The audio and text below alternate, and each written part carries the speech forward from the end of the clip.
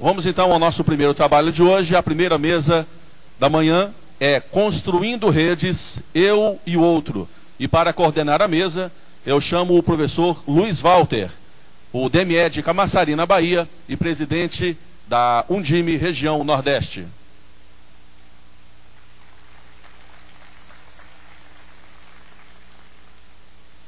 E para proferir a palestra, eu chamo a filósofa Viviane Mosé.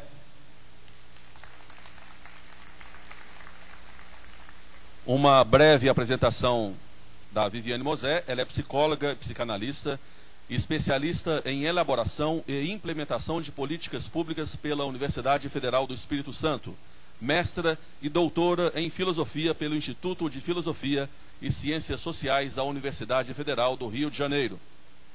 Viviane Mosé atualmente é sócia e diretora de conteúdo da Usina Pensamento e apresenta diariamente na Rádio CBN com Carlos Heitor Coni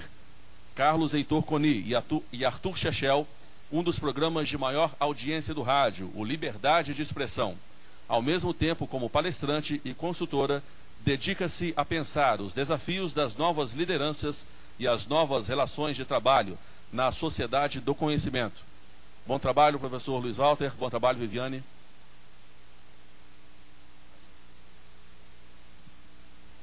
Bom dia a todos e todas. Saudar aqui a nossa palestrante, a Viviane. Primeiro, pedir a todos os nossos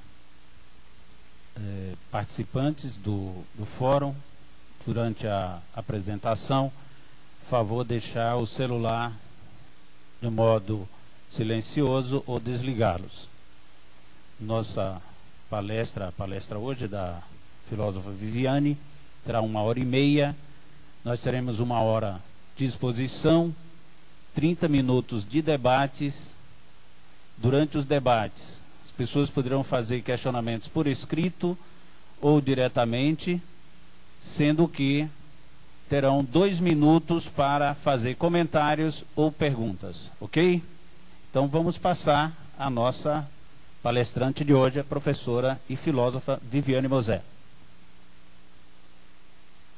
Bom dia a todos. Vou começar falando da alegria que é estar aqui. Às vezes assim, é normal, é alegria estar aqui. Não, não, não. É realmente uma alegria estar aqui, verdadeiramente. Nada melhor para uma pessoa como eu, que se dedica à filosofia, ao pensamento, e especificamente dentro da filosofia, dentro dessa área do pensamento, tem como foco principal a educação, falar para secretários municipais de educação. Então é muito feliz para mim, é muito feliz, porque a capacidade de desdobramento que tem uma palestra como essa não pode ser maior, né? É o lugar certo para estar. Então aqui é o melhor lugar em que eu poderia estar, é aqui. Então eu estou realmente feliz e espero poder contribuir com a discussão e que a gente possa realmente caminhar. Eu esse ano, e eu estou vendo aqui alguns secretários, inclusive Camaçari, né, vários secretários onde eu já estive depois da Undime do ano passado. Então eu calculo que esse ano, de janeiro até agora, eu já falei para mais ou menos 10 mil professores. Porque eu vou a um município tem 600, o outro tem 1.000, tem município tem 1.500. Então, ao fazer as contas desse processo, isso sem contar os pedidos que eu não consegui atender em função de agenda, né? Então, gente, quem estava ano passado viu que o meu foco, o meu modo de ser, de trabalhar, talvez por vir da filosofia, mas por ser professora há 30 anos, eu comemoro esse ano 30 anos como professora, eu realmente gosto de fazer uma grande angular, né? A gente está há anos no nosso rame-rame, no nosso dia a dia, no nosso cotidiano, lidando com as coisas que a gente normalmente trabalha. Então, o meu papel, e eu fico feliz, quando eu falei do resultado positivo que eu tive, é exatamente para dizer, o parabéns que eu dou não é a mim, não, que legal que eu fico, não, é a quem convida, é a quem vê, a quem de fora, como vocês, percebe que esse discurso tem um sentido, que eu tenho trazido. Esse discurso, ele só tem um foco principal, que é exatamente o que eu vou fazer aqui hoje, tendo um outro eixo do que foi um dia passado. Hoje eu vou falar de redes, né? Mas, na verdade, é a mesma questão que nós precisamos, meus queridos, eu sei que vocês estão aqui porque são pessoas trabalhadoras dedicadas à educação, senão vocês não estariam aqui. Então, não é essa mais a nossa questão. A nossa questão é como a gente consegue trabalhar e ter resultado. Então, o que eu tenho feito é a grande angular. é a gente sair do nosso cotidiano, do dia a dia imediato, e olhar de uma maneira mais ampla, né? Nós vivemos uma sociedade globalizada, esse é o tema de hoje. Então, ao elevar esse foco da discussão, trazer uma visão mais ampla, a gente consegue se libertar de alguns hábitos que a gente considera normais e naturais, porque eles se repetem há centenas de anos na educação mundial brasileira, não apenas brasileira, internacional, mundial. Perceber o que nisso é hábito, é mania, e que a gente acha que é assim mesmo, né? O que a gente de fato pode transformar nesse processo do que a gente está errando. E também permitir, através de uma visão grande angular, novas possibilidades de ação, né? Novos encontros, novas correlações de força que a gente pode fazer. O centro, ainda antes de entrar no tema específico de hoje, o centro dessa discussão é que existe professores secretários, né? A maioria de vocês, professor, eu falei professor, mas sei que são secretários, mas 99% já... Felizmente, eu sei que hoje no Brasil a grande maioria dos secretários tem um vínculo factual com a educação, já não foi isso em outras épocas. Isso é uma alegria muito grande que eu sinto em cada município que eu vou. Então, tem gente, eu não vou apontar isso hoje definitivamente, mas assim, a gente já falou isso um dia e tal. Tem algumas questões em políticas públicas que são o pulo do gato. São questões que, ao mexer naquele ponto, você desdobra uma série de outras questões. Então, fazer política pública, isso eu já estou começando a abrir para o nosso tema, né? Eu sou especialista em políticas públicas, né? Fiz esse curso há 20 anos atrás. Então, há 20 anos atrás, nós estávamos em políticas públicas a partir das questões específicas, que é, se eu tenho, por exemplo, em política de educação, em política de saúde, né, para sair um pouco do nosso foco, eu discuto, por exemplo, o atendimento em pronto-socorro. Aí eu pego pronto-socorro e crio uma ação para pronto-socorro, atendimento de emergência. Quando eu penso em enfermeiros, aí eu já trato, isso era o que a gente fazia antigamente. Hoje, com as novas mídias e com isso com a palestra que eu vou trazer para vocês, que com a transformação do mundo, que é o mundo que eu tenho trazido nessa grande angular, eu não posso, como um secretário de saúde, discutir pronto-socorro. Eu tenho que discutir tudo ao mesmo tempo, porque uma ação se conecta com a outra, que se conecta com a outra, que se conecta com a outra.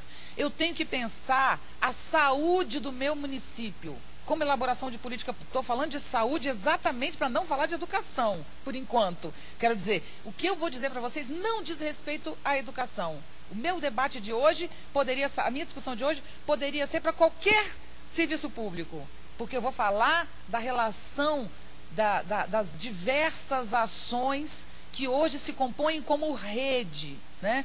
Então, quando eu penso a saúde do meu município, eu penso a saúde inteira. E aí eu faço um plano para a saúde inteira, em que uma ação tem que contribuir com a outra, com a outra, com a outra, com a outra. Se não é isolado, senão não faz sentido. Vamos voltar para a educação.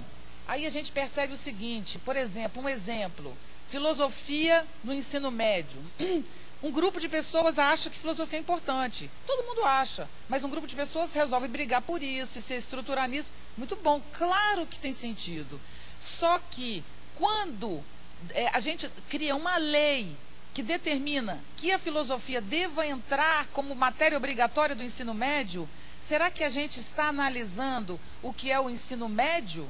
Ou a gente está apenas fazendo um arremedo, como é que fala isso? Remendando, né? Costurando. Então, nós não podemos mais colocar remendo. Nós não podemos. Eu, sinceramente, não acho. Isso é minha área, é uma impressão. Eu não tenho estudo para dizer isso, mas eu não acredito que a entrada da filosofia no ensino médio tenha, de fato, feito grande favor para o ensino médio, mudado grande coisa. Porque nós mantivemos a fragmentação das disciplinas, nós mantivemos uma estrutura acadêmica velha, nós mantivemos um modo de relação, de gestão, continua o mesmo, tudo é igual. Então, a filosofia entra onde? Entra numa sala de aula em que o aluno não ouve. Que diferença faz se é filosofia, se é arte, se é psicologia, se é... Tem faz a mínima diferença. Ou nós pensamos a educação como um todo, ou não pensamos. Da mesma maneira, o salário. O salário é uma das questões. Não adianta você, vamos aumentar o salário. Você pode aumentar o salário. Você pode colocar os seus professores ganhando 20 vezes o que eles estão ganhando. Não vai mudar. Nada.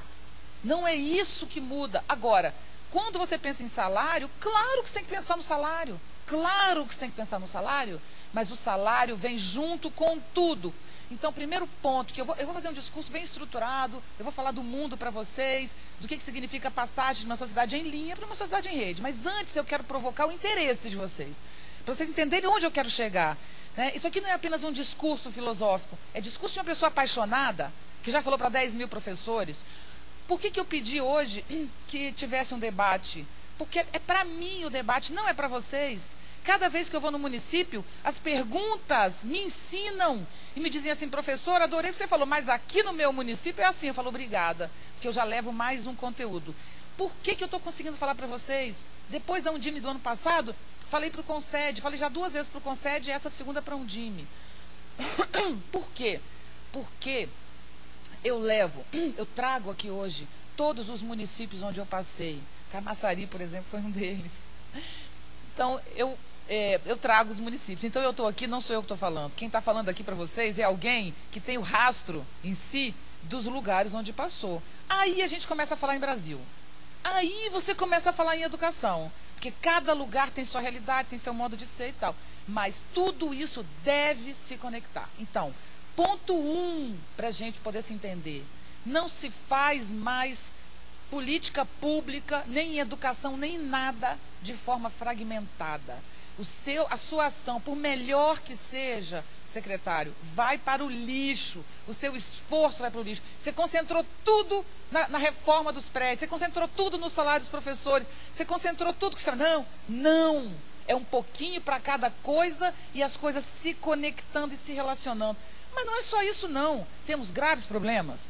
Eu participei da reformulação curricular no Espírito Santo. Eu fui a consultora sênior da reformulação. Eu estive presente o tempo inteiro nas discussões, em sala de aula. Tínhamos um representante por escola para discutir a reformulação curricular.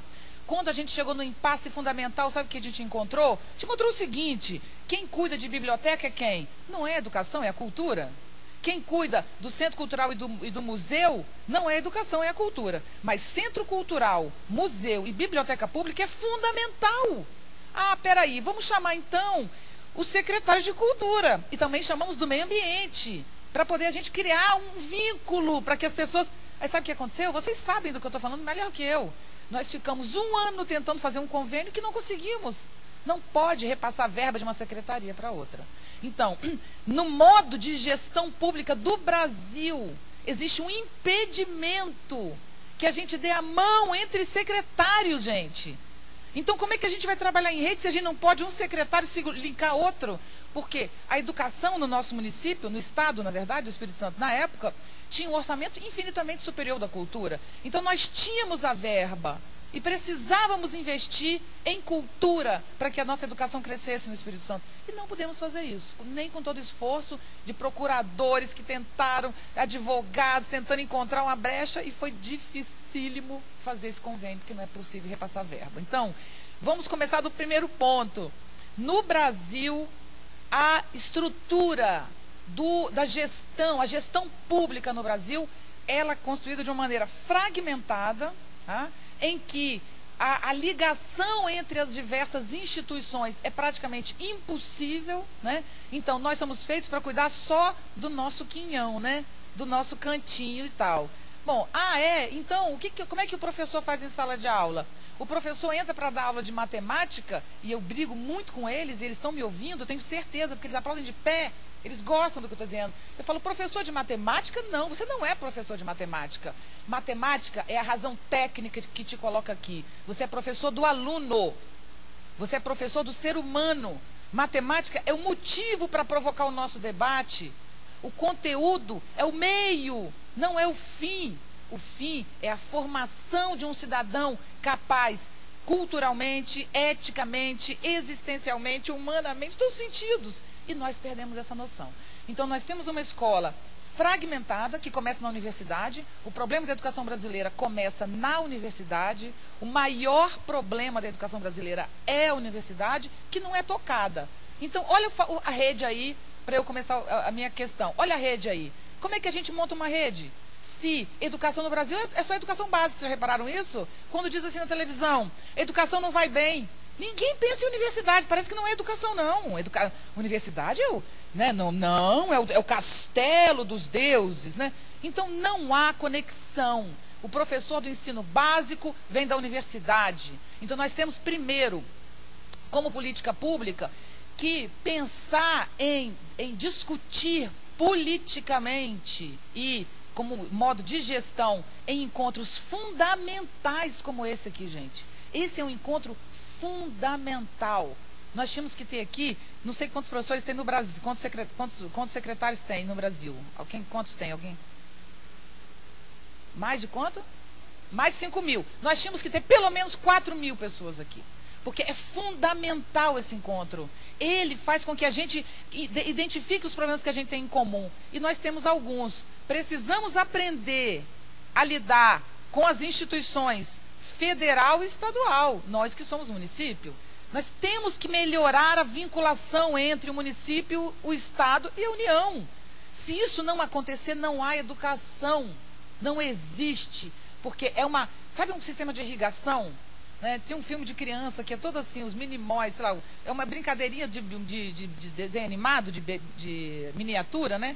Então tem os grandes e os pequenininhos. Então tem um sistema de irrigação muito bonitinho. Eu falo, gente, é exatamente isso que a gente precisa, que é, se você tem o Estado, a União, e ela se relaciona com o governo, né? E o Estado e o município, a gente tinha que ter um sistema como da irrigação, sabe, das veias, que ele vai um pingo que você solta aqui, tinha que chegar imediatamente a todos os lugares como comunicação, gente. O ganho que um município tem, seu município, teve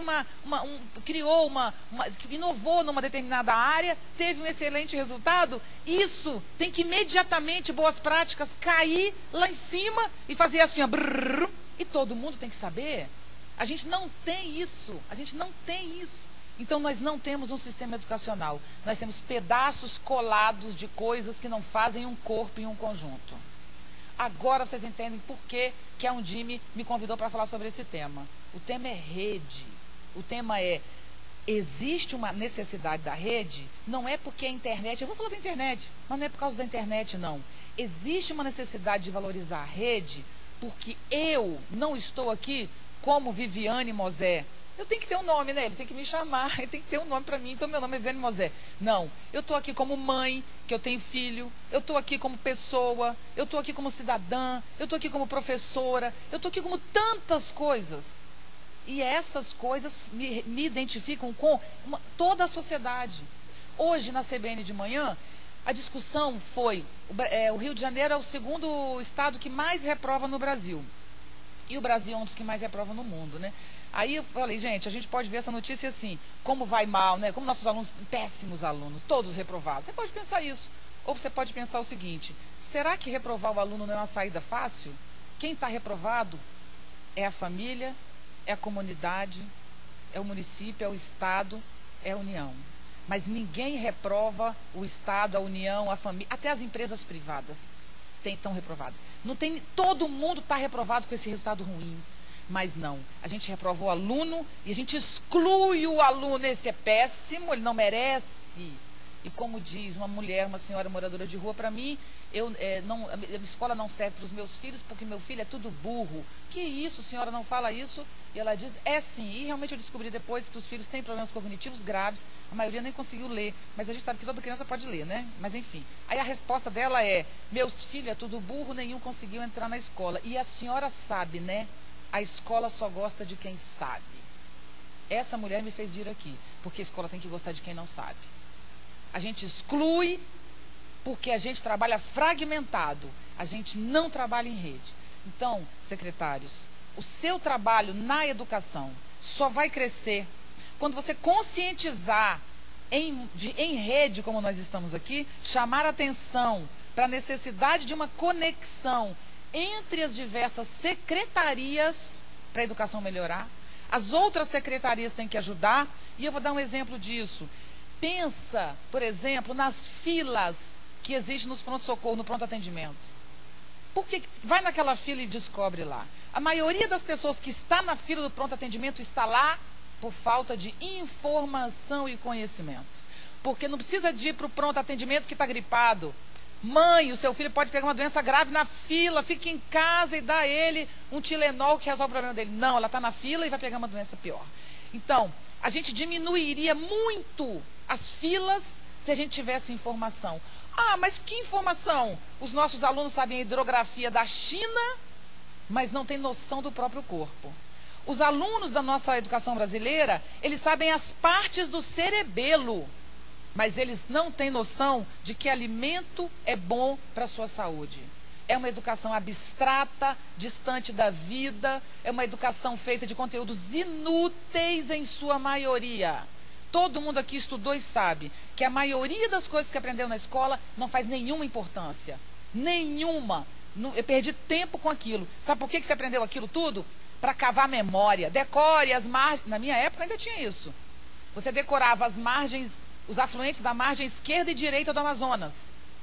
Alguém no mundo acha, mesmo o secretário aqui, se tiver aqui o secretário de Manaus, não tem razão de ser, nem para quem mora em Manaus, saber os afluentes seguidos da margem. Até parece, todo dia eu passo aquele rio, né? Todo dia eu estou naquele rio, então tem que saber, gente, qual é a próxima rua, né? Que eu vou pegar. Não tem lógica. Então, para que foi feito isso? Para cavar a memória. Para a gente desenvolver a memória, quanto mais você usa, mais você usa. Acontece que hoje a gente tem a memória externa. Um pendrive cabe mais do que cabe na cabeça do maior gênio do mundo. Então, tem que parar com isso. Então, nós temos algumas questões fundamentais, que eu chamo de pulo do gato, né? Nós temos, eu já vou para o específico, agora pensa o seguinte, problemas graves que nós temos. Conteúdos antigos, inúteis, que tem como função passar no vestibular. Mas passar no vestibular, quem passa? É o rei do conteúdo inútil, certo? O cara que passa em primeiro lugar na USP, ele sabe uma infinitude de inutilidades. Porque é muita concorrência, né? Para a USP. Quanto mais você sabe o que ninguém sabe, você passa. Se você sabe o que ninguém sabe, serve para quê mesmo, hein? Não tem ideia. Um aluno de ensino médio, saber coisas que ninguém no mundo sabe, ele vai conversar com quem sobre aquilo? Ele vai usar aquilo para quê? Não tem nenhum interesse. Então, gente, temos que enfrentar conteúdos inúteis, temos que enfrentar educação abstrata e sem vida, temos que enfrentar a fragmentação do ensino, temos que enfrentar a fragmentação da gestão pública, temos que enfrentar o niilismo que domina a educação mundial. Niilismo é ausência de valor da vida. Então, para voltar para a vaca fria, eu falei isso no time passado e falo em todos os municípios que eu vou. Nós somos educadores. Vocês, mais do que eu, têm o executivo na mão, a ação que eu não tenho, eu sou apenas uma provocadora. Diga para mim, secretários, nós podemos continuar os mesmos depois que uma criança tira sua própria vida dentro de uma escola? Não podemos. Tem que falar, para tudo, está tudo errado. Não é reforminha que vai melhorar a educação brasileira. Não é melhoriazinha de salário, melhoria de sala de... Melhoria zona, eu falei melhoriazinha para criticar, né? Uma melhoria zona de salário não resolve. Melhorar as instalações não resolve. Pior ainda, encher as escolas de computador não muda nada. Você pode ter quadros virtuais, você pode dar um laptop para cada aluno e continuar ministrando conteúdos inúteis numa educação do século XIX, do século XVIII. Conheço escolas no interior do Brasil, felizmente eu trago essas escolas no meu coração.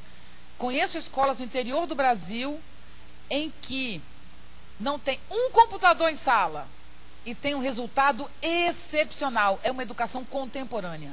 Uma educação contemporânea é uma educação que considera a rede. E é isso que eu vou falar. A rede significa que não é possível a matemática não ser prima irmã gêmea da língua portuguesa.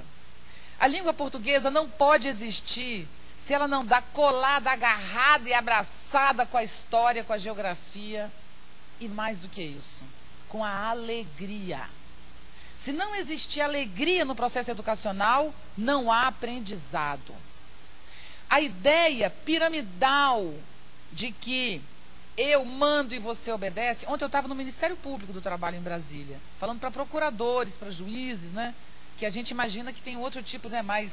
Não há nada mais hierárquico do que o Poder Judiciário, não é isso, gente? Então, eu estou falando deles porque alta hierarquia. E eu falava para eles, sabe o quê? Que o mundo não é mais uma pirâmide, o mundo é uma rede. A pirâmide é, você manda e o outro obedece. Você é juiz, procurador e tal. Eu disse o seguinte, você coordena um grupo, certo? Você é o juiz maravilhoso, grandioso, procurador e tudo. Você tem 30 pessoas lá que você trabalha com ela. Aí entra de férias. Só isso que eu te digo, entra de férias. Você vai ver, cadê o seu olho vigiando? Está lá? Não. Não é que eles vão fazer o que você não concorda, não. Eles vão fazer contra você. Quem trabalha em empresa privada, em altos cargos, sabe que não tira férias. Não tira férias, não pode ficar doente. Porque tem sempre alguém lá puxando o seu tapete. Então, a pirâmide não existe mais. A Primavera Árabe já demonstrou que os últimos ditadores estão caindo. Mas o pai de família, que era aquele exemplo do poder familiar, que era agradável. A gente sabe que as mulheres sempre mandaram em casa. Desculpa os homens aqui. Sempre mandaram. Mas a gente faz o quê? A mãe fazia o quê? Como minha mãe fazia. Dizia, seu pai vai brigar. É uma maneira de criar em casa um núcleo para que os filhos se organizem, né? Então, cria o seu pai não era o pai, era a mãe. Mas, então, aquele papel funcionava antigamente. Olha o seu pai vai pregar, seu pai vai botar você de castigo e tal, e funcionava. Hoje não pode, gente, porque a mãe está tão fora de casa quanto o pai. Então não tem mais como diferenciar. Só que a gente perdeu isso e não criou algo para substituir. Então as famílias não têm nem pai, nem mãe, nem lei. Onde é que cai a lei hoje? Na escola. Ah, é? Que legal. E na escola? Na escola não era o professor que era lei?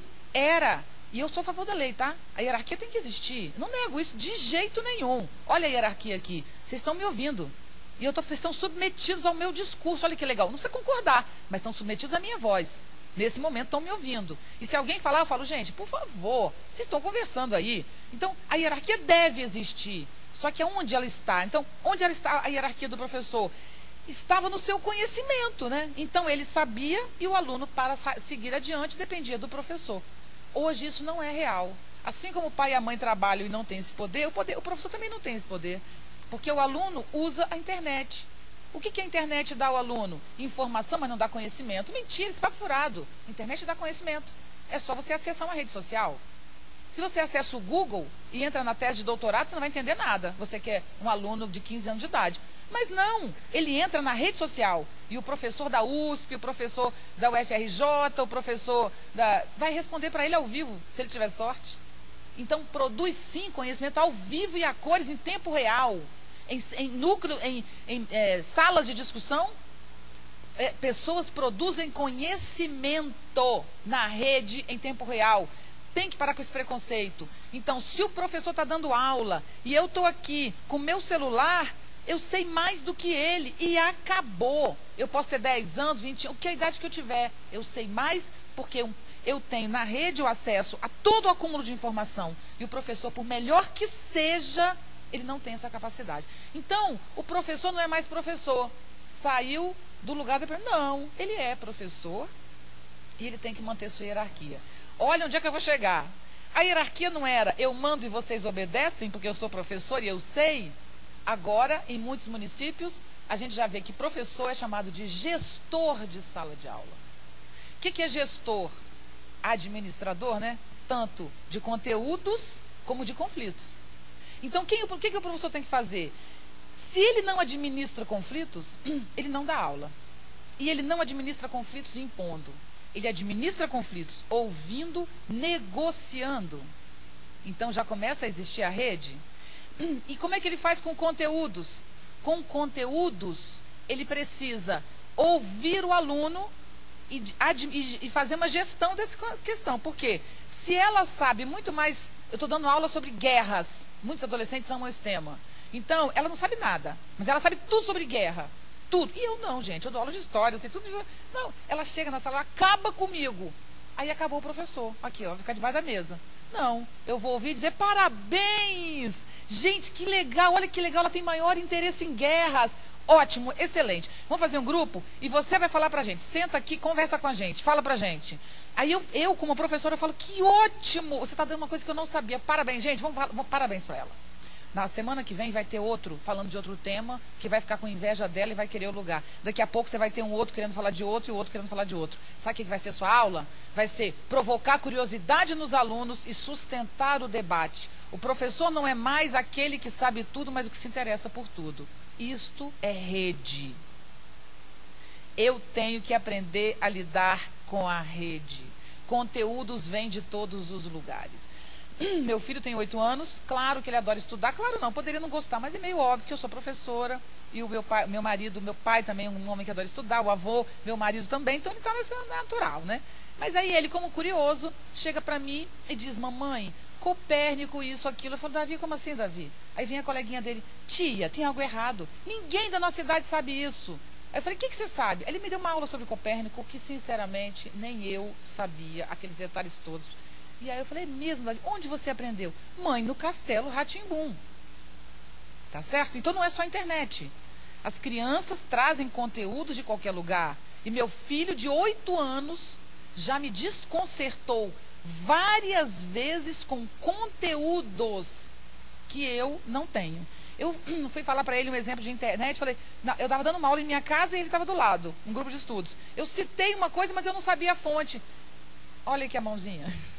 Ele falou, mãe, eu sei de onde você viu isso, foi em tal site, em tal lugar, em tal lugar. Eu falei, obrigada, meu filho, você tem que vir sempre para aula comigo agora para me ajudar. Professores, se o professor não tem esse lugar, é porque ele não, o professor não, vamos colocar agora o diretor, vamos subir, o diretor tem que ser, antes de tudo, administrador do processo dos professores, mas o diretor tem que ser capaz de chamar a comunidade para participar da escola. O professor tem que ser capaz de se relacionar com o secretário. Ele tem que criar uma maneira, ou com outra instância que o município cria entre o secretário e ele. Isso é um bom diretor. Ele tem que trabalhar para dentro, ele tem que trabalhar para fora no sentido da comunidade, ele tem que trabalhar com as instâncias gerais. Mas não é isso. Agora eu volto. Professor, diretor, secretário. Nós não temos apenas que lidar com questões pedagógicas, como essas que eu acabei de falar de conteúdo, nós temos que lidar com gestão, nós temos que lidar com comunicação. Se não tiver comunicação da secretaria com as escolas e com as entidades que são vinculadas diretamente a ela, não tem desenvolvimento, mas os secretários, os professores, os diretores, os pedagogos têm que se relacionar com o mundo. E é dele que eu vou falar agora.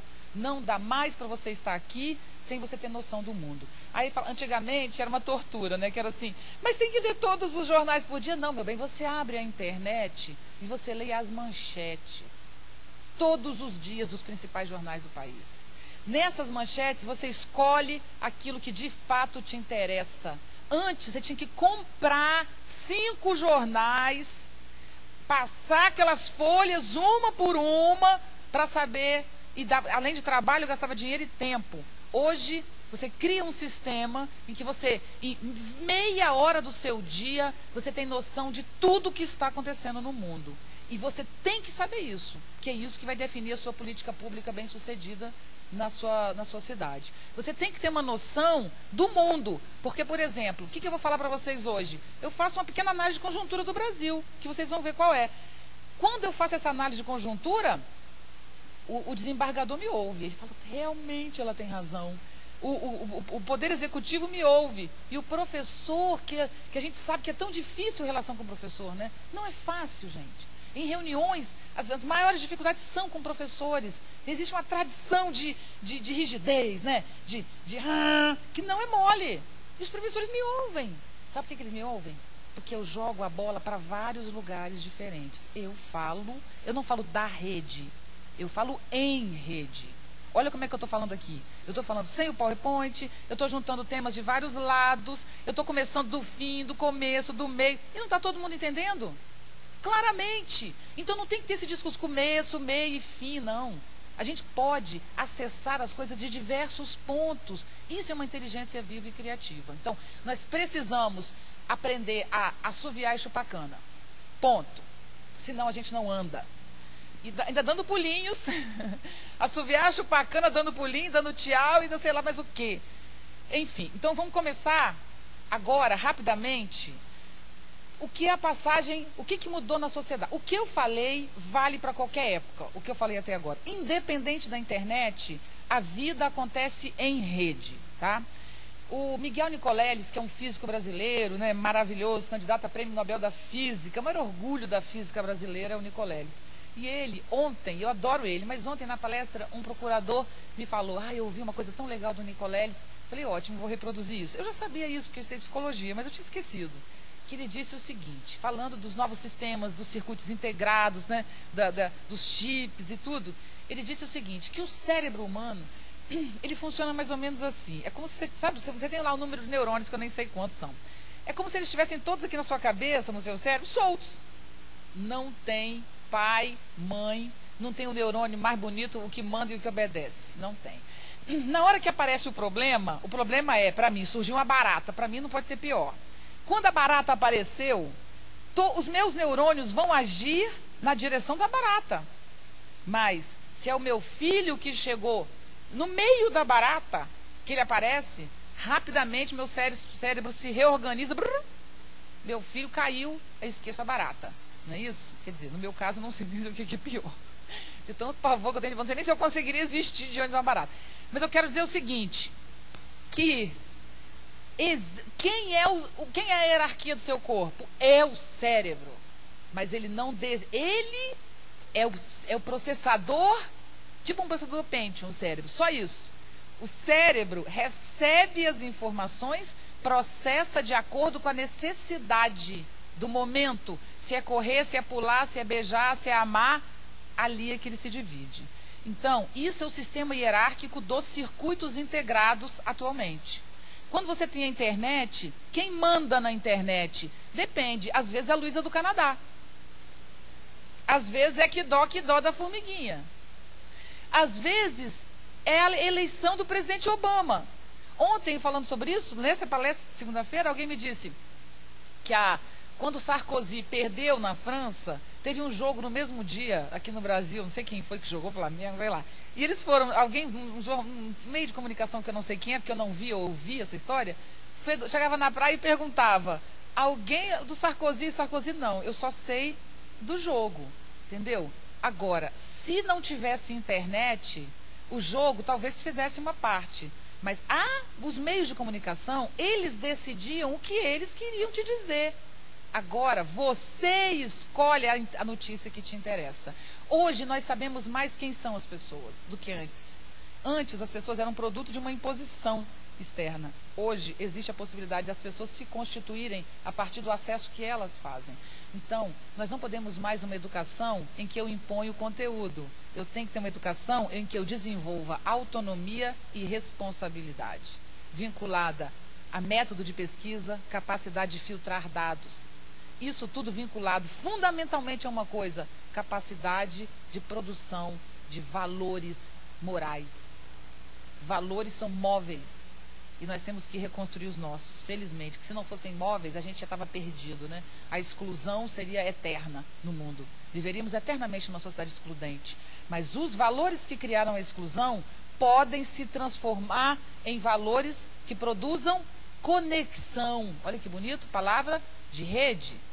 Exclusão se opõe à conexão. Exclusão se opõe a agregar. Quando a internet surgiu, a internet e tudo que vem com ela, nós chamávamos a sociedade que nasceu dali, sabe de quê? Sociedade da informação. Vocês lembram disso? Depois ela parou de ser sociedade da informação. Se transformou em sociedade do conhecimento, que é, a informação é o Google, está parado, mas a rede social é conhecimento. Então, a rede social trouxe um novo valor, que a internet produz conhecimento. Agora, nós estamos num outro caminho, que se chama sociedade da colaboração. A sociedade que nasce da rede é uma sociedade onde uma ação só é possível se ela é capaz de produzir colaboração. Agora, volta para o problema da Secretaria de Cultura e da Secretaria de Educação nos municípios que têm a secretaria, porque alguns municípios nem têm, né? Educação e Cultura. Mas pensa na saúde que eu acabei de falar. Pensa no meio ambiente que eu acabei de falar. Então, se ela percebe que, sei lá, a educação vai bem, as coisas estão caminhando bem, no sentido de que estão indo bem e tal, mas ela percebe o seguinte, que o desafio agora da rede de ensino municipal eu preciso levar as crianças a conhecer a cidade. Porque para ser cidadão, gente, você aprende na cidade. Você não aprende a ser cidadão com um quadro negro dizendo para você que cidadão é aquele que vive na cidade, que é a polis, que é uma palavra grega. Você não aprende ética dizendo ética é uma palavra que vem do gretos, que, não é isso? Você aprende ética criando uma escola ética em que a hierarquia não é piramidal, em que todos são igualmente respeitados, apesar de hierarquicamente terem funções superiores uns aos outros. Então, ela é a diretora da escola, ela hierarquicamente está superior ao moço que trabalha no portão. Isso vai ser sempre, mas o vínculo entre eles tem que ser um vínculo de igualdade, porque, gente, na escola é tão importante a diretora quanto o rapaz do portão. Sabe por quê? Se nós, como Paulo Freire, tão mal falado pela Veja há um tempo atrás, né? Teve uma Veja que destruiu Paulo Freire, isso para mim é uma revolta, eu tenho náusea quando eu lembro disso. Paulo Freire é um gênio brasileiro que a gente não pode esquecer. Então, quando Paulo Freire diz que para ler os livros, a gente tem que ler o mundo, ele está dizendo o que eu estou falando aqui, quantos anos depois.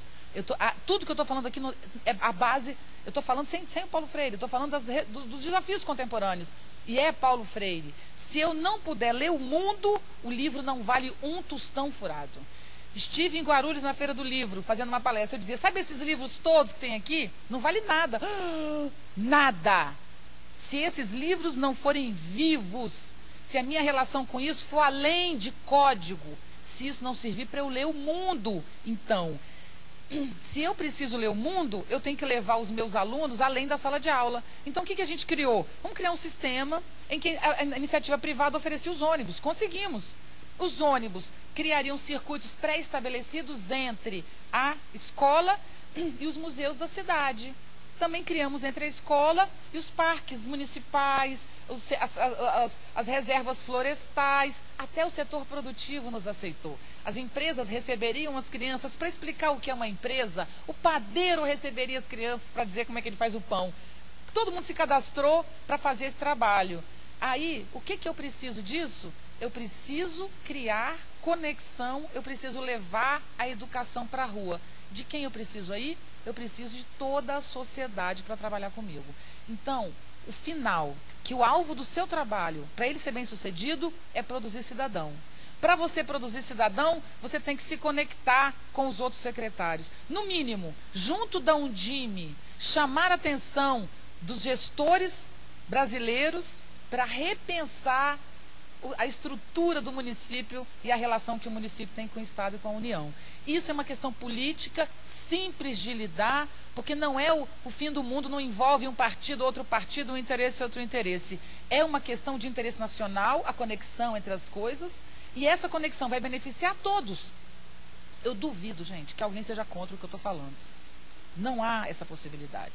Todo mundo ganha com isso. A conexão entre as instituições. Bom, mas só mais um pedacinho sobre isso, que é, além das instituições públicas, você tem as privadas, né? Então, você também tem que se vincular àquele museu privado que tem lá, a TAM tem o Museu do Avião, né? Se você está na cidade da TAM, você tem que ir lá no Museu do Avião e fazer conexão com ele. Assim como com a padaria, assim como, enfim. A educação diz respeito a tudo. Ah, que lindo, né? A educação é incrível. Não, a saúde diz respeito a tudo. A vida diz respeito a tudo. Tudo diz respeito a tudo. Seria mais fácil se fosse o contrário. Seria mais fácil que eu, como mãe, sou mãe. Eu, como professora, sou professora. Eu, como mulher, sou... Não, gente, me desculpe. Nós somos um todo. E é esse todo que se articula em todas as coisas. Quando eu falo de ética, nós discutimos ética da seguinte maneira. Gente, temos que ensinar as crianças a respeitar o outro, pelo bem do outro. Temos que cuidar da cidade. Coitada da cidade, está destruída, né? O meio ambiente, coitadinho, vamos melhorar o meio ambiente. Furadíssima essa conversa. Isso não leva a nada. Eu só vou melhorar a relação do cidadão com o meio ambiente, com a cidade, com o outro, se eu entender que eu sou o outro. Eu sou a cidade. Eu trato esta moça bem, que é a minha vizinha, não é porque eu sou boa, religiosa e penso no bem, não. Pensa só em você. Eu trato a minha vizinha bem porque ela é minha vizinha e eu vou precisar dela, eu posso precisar dela numa situação muito grave, mesmo ela sendo chata, insuportável, desagradável, ela pode me salvar a vida numa determinada hora. Eu posso achá-la insuportável, mas pelo meu bem, eu tenho que respeitá-la. Não é pelo bem dela que eu a respeito, é pelo meu. Eu tenho que cuidar da cidade, porque é a cidade que me alimenta todo dia. Eu preciso da minha cidade. Então, quando eu digo para as crianças, cuide da cidade, eu digo, cuide de você, porque você é o reflexo da sua cidade, da casa em que você mora, da rua em que você mora. Se sua rua está suja, está com lixo, você vai dizer, não posso fazer nada porque é problema do governo. Então quer dizer que se o governo colocar lixo, você dorme em cima dele porque a culpa é do governo? Quer dizer que se o governo te mandar uma comida fedorenta, você vai comer porque a culpa é do governo? O que é isso? Então, isso é uma visão fragmentada que diz que o trabalho do governo é do governo. Se o governo não fez, ninguém faz. Isso é da mãe. Se a mãe não fez, ninguém faz. E por aí vai. Por isso, para terminar a conversa sobre a reprovação, que hoje, de manhã na CBN, eu disse, falei, quando um aluno fica reprovado a família, a comunidade ao redor, fica reprovado o Estado, o município, a União, fica reprovado a sociedade, está reprovada. A nosso índice de reprovação significa que a nossa sociedade está reprovada, não os alunos. Por isso a gente tem que repensar essa história do bode expiatório. Bom, nós vivíamos em uma sociedade piramidal. Onde começa a sociedade? No Egito. Pirâmides começam no Egito. Então, qual é a primeira representação de poder que a gente tem na sociedade? As pirâmides do Egito. Nada mais antigo, nada mais poderoso, né, do que as pirâmides, nada mais antigo que isso. Então, o que você tem? Você tem o material pedra, blocos imensos, altíssimos, com um desenho em que você tem na ponta o faraó, que também é o rei, né? Quer dizer, o faraó, que é o rei, é também o Deus no Egito, né? Então você tem lá o poder religioso no mesmo lugar que o poder político, que é um. E aí você tem, depois do 1, você tem 4, depois você tem 20, você tem 50, você tem 1000. Né? O 1000 aqui de baixo, 1 milhão aqui de baixo, jamais terá acesso a 1. Guarda isso. Quando você tem uma empresa privada no sistema antigo, você tem um sistema piramidal. O presidente da empresa não conhece quem está na base da empresa. Ele só conhece os diretores que falam com o outro, que falam com o outro, que falam com o outro. Mas quando tem um vazamento, como o da Chevron, por exemplo, isso é um delírio da minha cabeça, eu não conheço a Chevron, nunca fui lá, eu fico imaginando coisas, né? É só para a gente pensar, não sei nem se existiu isso. Mas eu tenho um amigo muito querido que é mergulhador de alta profundidade e trabalha nessas empresas de petróleo. Então, o que eu conversando com ele, até saiu, ele largou, porque eles ganham muito pouco. E não só ganham muito pouco, eles não são ouvidos. Quem está diante do problema do vazamento é ele. Mas para ele dizer que está tendo um problema, ele vai falar para o capataz primeiro lá. Estou falando capataz, que é aquele nome antigo, né? Um gerente lá de área, entendeu? Esse gerente nem tem informação. Tá bom, vou falar. Mas falar, não adianta nada, vou falar, não vai nem ouvir. E isso não chega nas instâncias. Isso é terrível para uma instituição. Então, nas novas relações, gente, a hierarquia é horizontal. Porque numa escola, quando uma criança está criando problema e que pode, isso aconteceu numa escola, e eu tenho um caso desse, que a criança está vindo para a escola armada e vai tirar a arma na escola para matar alguém, quem mais pode saber se essa criança é um problema é o porteiro. Quem mais conhece as crianças da escola é o porteiro. Mas o porteiro participa das reuniões? O porteiro tem formação pedagógica? As escolas que têm cantina, que têm merendeira, com quem as crianças criam um vínculo? Gente, mãe não é a mãe que alimenta, em geral, ou a babá, ou a empregada, né? Na escola, quem cuida da merenda, talvez seja mais educador do que o professor em sala de aula. Mas nós ignoramos a merendeira, nós ignoramos o porteiro, nós ignoramos o rapaz do elevador. Quem fala isso, gente? Paulo Freire, gente. Não é lindo o que eu falei? Nossa, você pode dizer que é meu, né? Quero tudo honrado. Gente, eu inventei isso, olha que ideia bonita. Não, Paulo Freire, tão mal falado. Paulo Freire sempre disse isso. As paredes da escola educam. As cadeiras educam, tanto quanto o porteiro. Porque se sua cadeira é uma cadeira que põe 2 alunos, se põe um, se dá para sentar, se não dá, interfere na educação. Se sua escola tem pátio ou não tem pátio, se ela tem um teatro ou não tem teatro, se ela tem circulação ou não tem circulação de ar, se tem um jardim na sua escola, muda tudo. Conheço escolas que mudaram a sua história por causa de um jardim, porque as crianças mudaram a relação com aquele ambiente, porque ali passou a ter planta. Às vezes um bicho na escola, um gato na escola, muda a estrutura da escola. Queridos, eu sei que vocês estão me ouvindo com todo carinho, porque eu estou vendo vocês aqui, o interesse de vocês. Eu sei que vocês estão interessados profundamente em que as coisas deem certo. As coisas só vão dar certo quando a gente aprender na rede de educação brasileira funcionar como uma rede de colaboração. Isso não implica, eu sei o que a gente passa, porque existe uma eleição, existe partido, eu não sou ingênuo a ponto disso. Claro que tem interesses opostos e tudo. Então, claro que num determinado nível, secretários, esse é um trabalho de vocês, tá? É um trabalho dificílimo de ser feito. Administrar esses interesses que existem mesmo em toda a sociedade, interesses políticos, né? De um partido, de um grupo, etc. Então, faça seu trabalho aí, você tem que fazer da melhor maneira possível. Agora, além desses interesses, tente construir, além desses interesses, objetivos que reúnam a todos. Eu estou pedindo milagre quase em alguns municípios, em algumas situações, né? Mas milagre é o mínimo para a gente lidar com o mundo que desaba em nossa cabeça. Milagre é o mínimo que a gente tem que aprender a fazer, hoje em dia, para conseguir construir um rumo para a nossa sociedade que mata, em que um jovem entra numa escola e mata 13, numa escola em que um garoto se mata com 10 anos de idade depois de tentar matar a professora. É o mínimo que a gente tem que fazer. Então, olha só, tenho 10 minutos para terminar. Nós tínhamos uma sociedade piramidal que, em função de uma diversidade de coisas, foi se desgastando. Sabe erosão? Todo mundo sabe o que é erosão, vai caindo, né?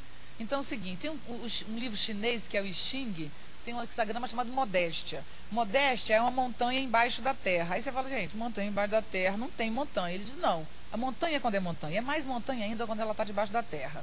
Porque ela sabe que ela é uma montanha. E principalmente, ela não sofre erosão embaixo da terra. Ela se preserva, né, no seu valor.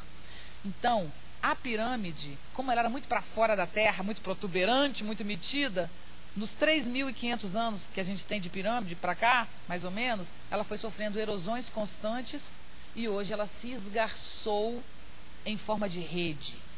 A rede é a consequência do esgarçamento de um modelo de poder rígido e velho. Não foi nenhum teórico que criou a ideia da rede. A rede nasceu das necessidades que foram surgindo em função da proliferação das diferenças. Hoje, a palavra mais falada é valorização das diferenças. Por quê? Não é porque um filósofo ou um educador criou a tese da valorização da diferença, não. É porque nós temos 7 bilhões de pessoas no mundo coladas umas às outras, não apenas cada vez mais próximas fisicamente, mas conectadas em rede. Hoje, todos nós nos colamos uns aos outros virtualmente. Então, a internet diminuiu as distâncias, eliminou as distâncias, mas a desigualdade social permanece. Então, imagina o que é você diminuir as distâncias em 2 ou 3 anos, você criar conexão entre todo mundo, mas a desigualdade social permanecer, o ódio permanecer, a perseguição aos homossexuais permanecer, a perseguição aos gordos, aos magros, aos caolhos, aos de cabelo crespo, aos de cabelo liso, permanecer. Então, é quase como se a gente pudesse explodir a quadra, encostou, explode, não é isso? Então, hoje nós somos, não é bondade que nos faz ser éticos, né? Eu tenho que respeitar o outro, porque o outro sou eu, não é isso? Então, não é a bondade que criou a conexão entre as pessoas, foi a necessidade. E a necessidade de vocês trabalharem em rede, de vocês se interessarem por todos os assuntos que dizem respeito ao mundo, é a mesma necessidade do professor de matemática ser professor do aluno e não professor de matemática. Senão eu dou conta do meu e faço o meu da melhor maneira possível. Sabe o que é o meu? Eu estudo bastante matemática, chego lá, não apenas dou aula, mas exijo, cobro do meu aluno ao máximo. A metade eu reprovo. coisa linda, né? E vou embora dormir tranquila que fiz o meu papel. Não existe mais um papel. Todos os papéis são o seu papel. Antigamente, quem era rico pagava uma empregada para fazer tudo em casa. Nós ainda estamos vendo isso, mas a gente sabe, especialmente em grandes cidades, que a mão de obra para esse tipo de trabalho está desaparecendo, porque tem emprego. Quando tem emprego para mão de obra suficiente, você não tem mais alguém que te serve. No máximo, você tem um profissional na sua casa que trabalha com você com uma exigência totalmente essa, né? Então, eu disse ontem para os procuradores, no futuro, todos vocês vão ter que lavar as roupas na máquina de lavar. Você pode ser juiz o que você quiser, porque nos Estados Unidos, nas principais cidades, você pode ter o dinheiro que você quiser. Você tem que lavar, colocar a sua roupa na máquina de lavar. Essa é a realidade. Então, todos nós temos que nos relacionar com tudo para que a gente seja um bom profissional na nossa área. Mas eu quero falar uma coisa mais importante para encerrar, a última que eu tenho que terminar. Tudo que eu falei aqui, a minha grande alegria de passar isso para vocês é que a razão de ser de cerca de 60% da população hoje adulta estar tomando medicação psiquiátrica vem dessa relação piramidal, dessa impotência com a vida. E eu vou complementar. Um ser humano que é múltiplo, que se conecta com a vida a partir de várias possibilidades, isso que eu acabei de falar, que é a rede, isso produz alegria e bem-estar pessoal. Nós estamos saindo de um modelo excludente de ser para um modelo múltiplo de ser. O modelo múltiplo significa que eu não dou bem no amor, mas eu tenho 300 outras coisas que eu vivo. Eu não estou bem no trabalho, mas eu tenho muitas coisas que me alimentam. Parar com a obsessão de um ponto só, de um foco só, né? Da hiperespecialização da vida. Enfim, gostaria que a gente pensasse isso para terminar em termos de vida. Nós precisamos viver de forma mais ampla, mais complexa. As coisas não são tão simples como parecem. Vamos produzir alegria na nossa vida pessoal, vamos produzir alegria na escola e vamos produzir uma sociedade mais ética e mais justa, porque isso é possível. Muito obrigada.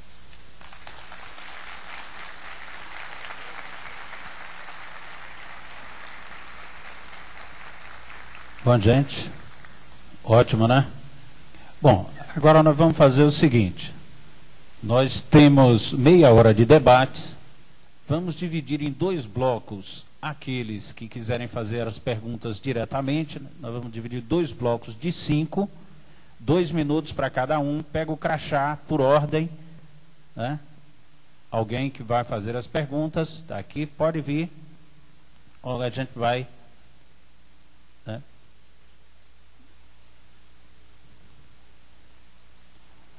Bom, primeiro, Neroaldo Pontes, que é convidado, João Pessoa, na Paraíba.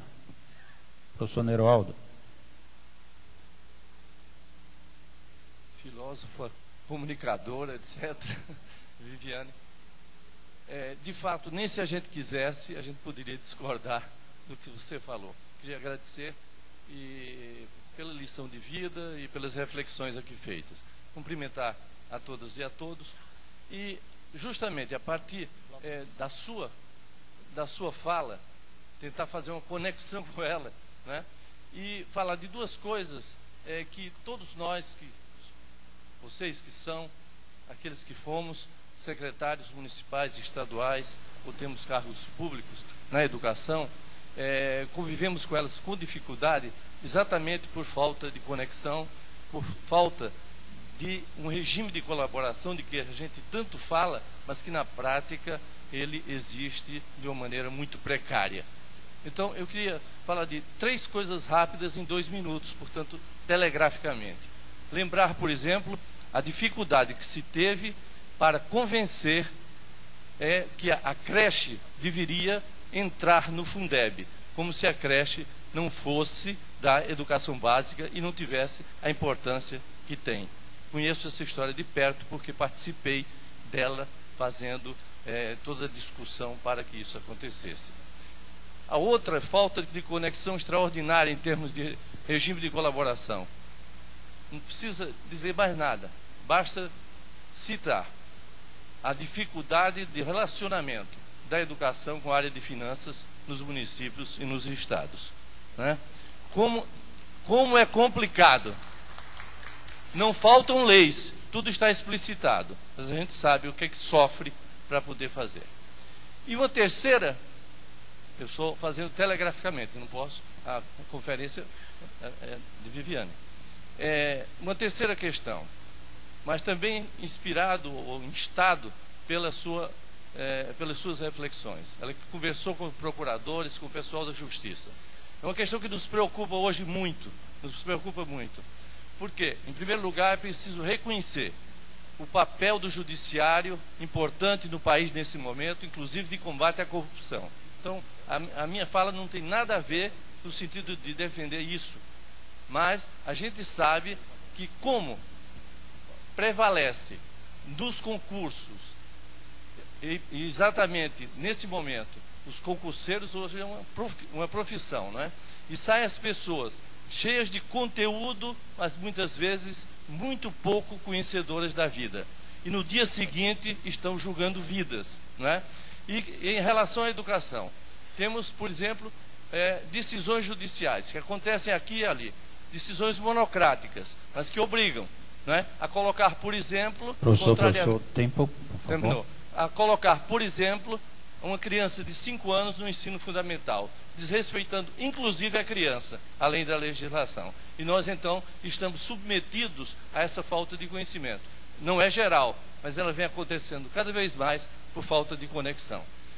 Só termino com uma proposta: buscar um intercâmbio cada vez maior com a Associação Brasileira dos Promotores, dos Magistrados, para que a gente possa, isso vem sendo feito institucionalmente, para que a gente possa cada vez mais dialogar, para que eles possam apoiar e não atrapalhar a educação. Muito obrigado. Obrigado, professor Neroaldo. A próxima é Dulce Maria.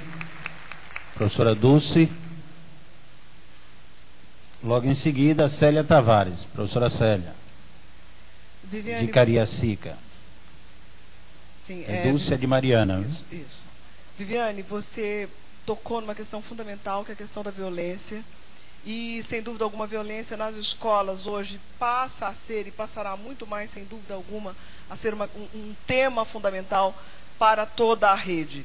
Eu gostaria que você agregasse essa sua maravilhosa reflexão filosófica sobre as questões da educação, sobre como nós podemos potencializar as redes de solidariedade, principalmente no tratamento da questão da violência. Entendendo-se que a violência acontece hoje, se ela acontecia muito mais motivada pelos problemas familiares, pelas desigualdades, pela exclusão, hoje ela vem muito alimentada pelo narcotráfico e pelo crime organizado. Obrigado. Professora Célia de Cariacica.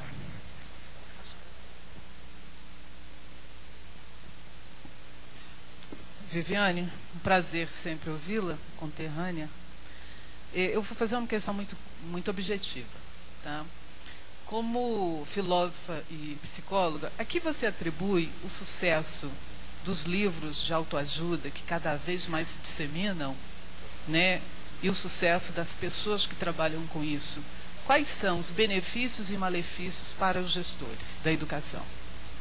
Obrigado, professora Célia. Vamos à professora Rosiane Ribeiro. Tá? Bom.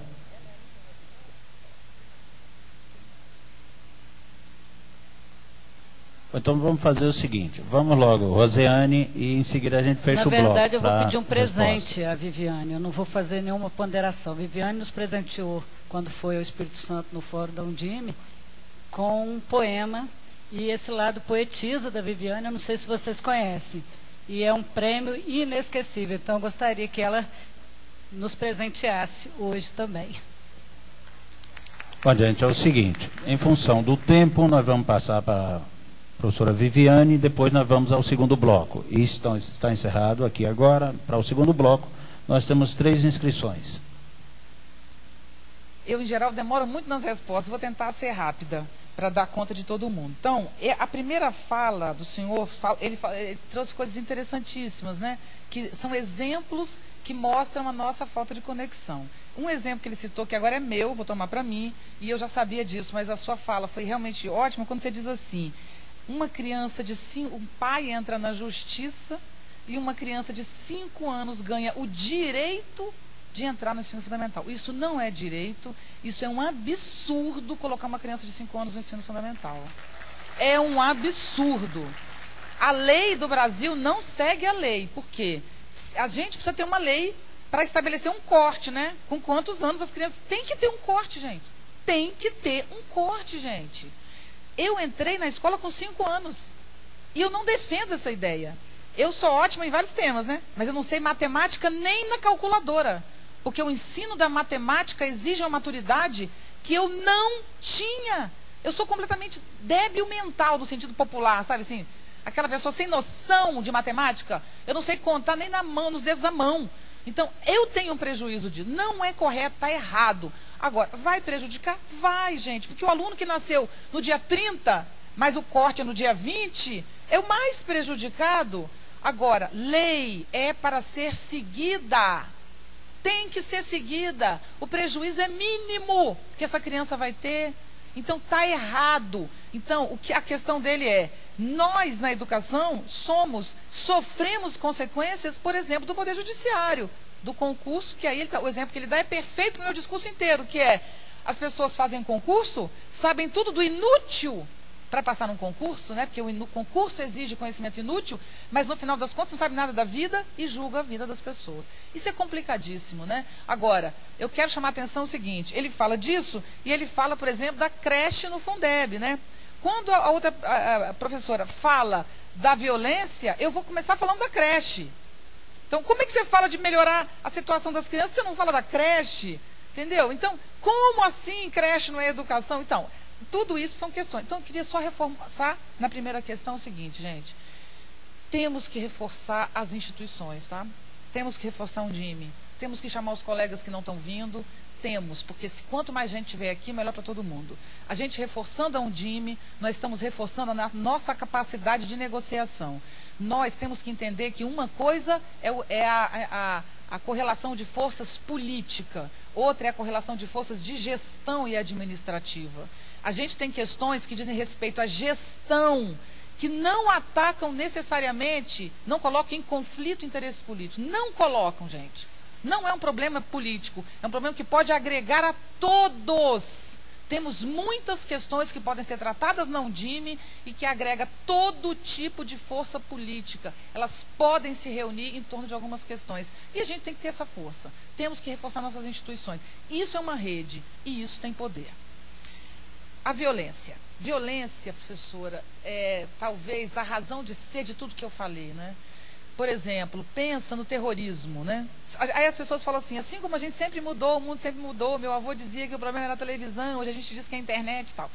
Mas a violência antes, por exemplo, na Grécia, existia uma guerra em que um grupo atacava o outro grupo, mas era soldado contra soldado. Não existia o civil no meio. Os soldados lutavam até a morte, né? Existia um território. Vamos dizer, onde é o território da guerra? Lá. Marca o território, a gente luta lá. Dali a gente viu que muita coisa aconteceu. Aconteceu, por exemplo, na guerra no Golfo, né? Onde começou tudo isso, que você vem do alto, explode tudo, né? É um passo a mais nesse processo, né? De abstração, né? Não é o corpo. Olha como é que vai virando virtual. Do alto você joga bomba. Só que nós vemos hoje o pior dos problemas, que é o terrorismo.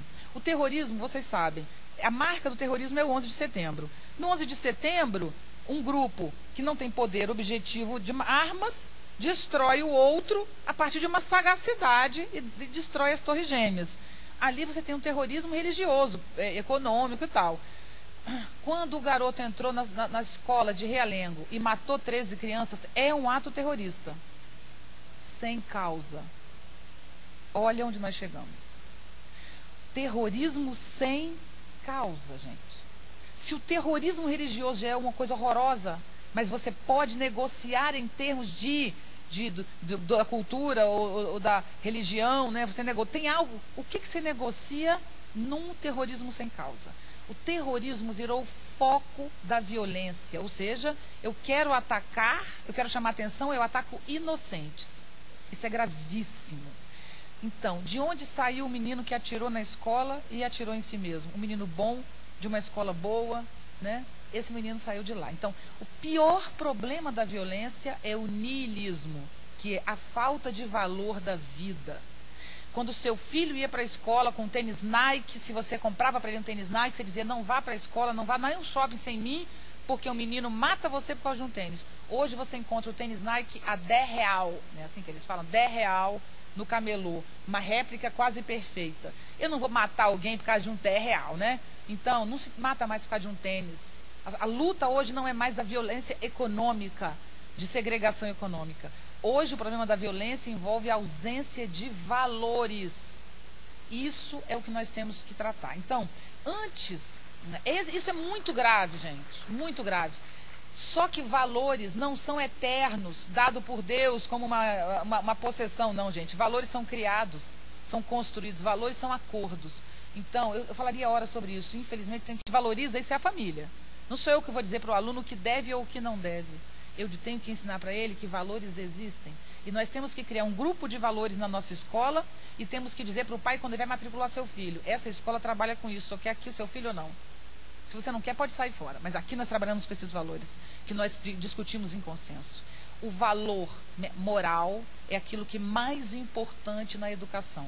Gente, por favor, não deixe os seus professores rezar o Pai Nosso antes da aula começar achando que isso é valor. Discutimos isso na CBN semana passada. Criar valor não é botar as crianças abraçadinhas de mão dada dizendo eu te amo uma para outra, gente. Criar valor não é dizer, ai, somos bonzinhos, a florzinha, olha o amor.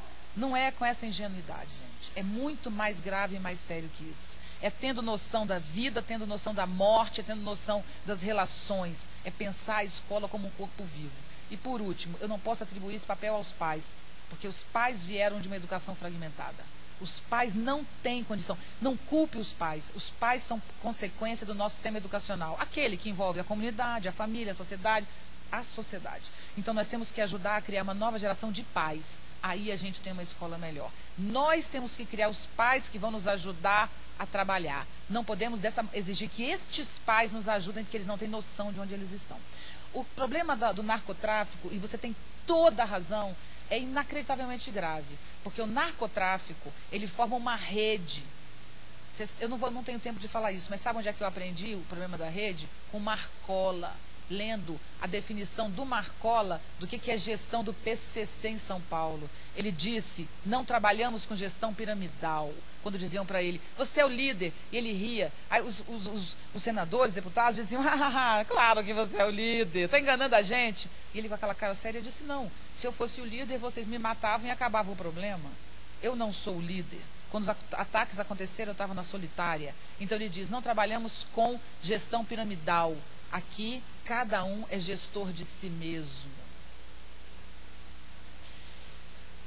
A nossa rede, o narcotráfico é mais rede do que o nosso governo. Eu não estou falando do governo politicamente, eu estou falando do governo administrativamente, gente. A gente fala em reforma política, mas não fala em reforma administrativa, tá? É um problema administrativo, é um problema conceitual.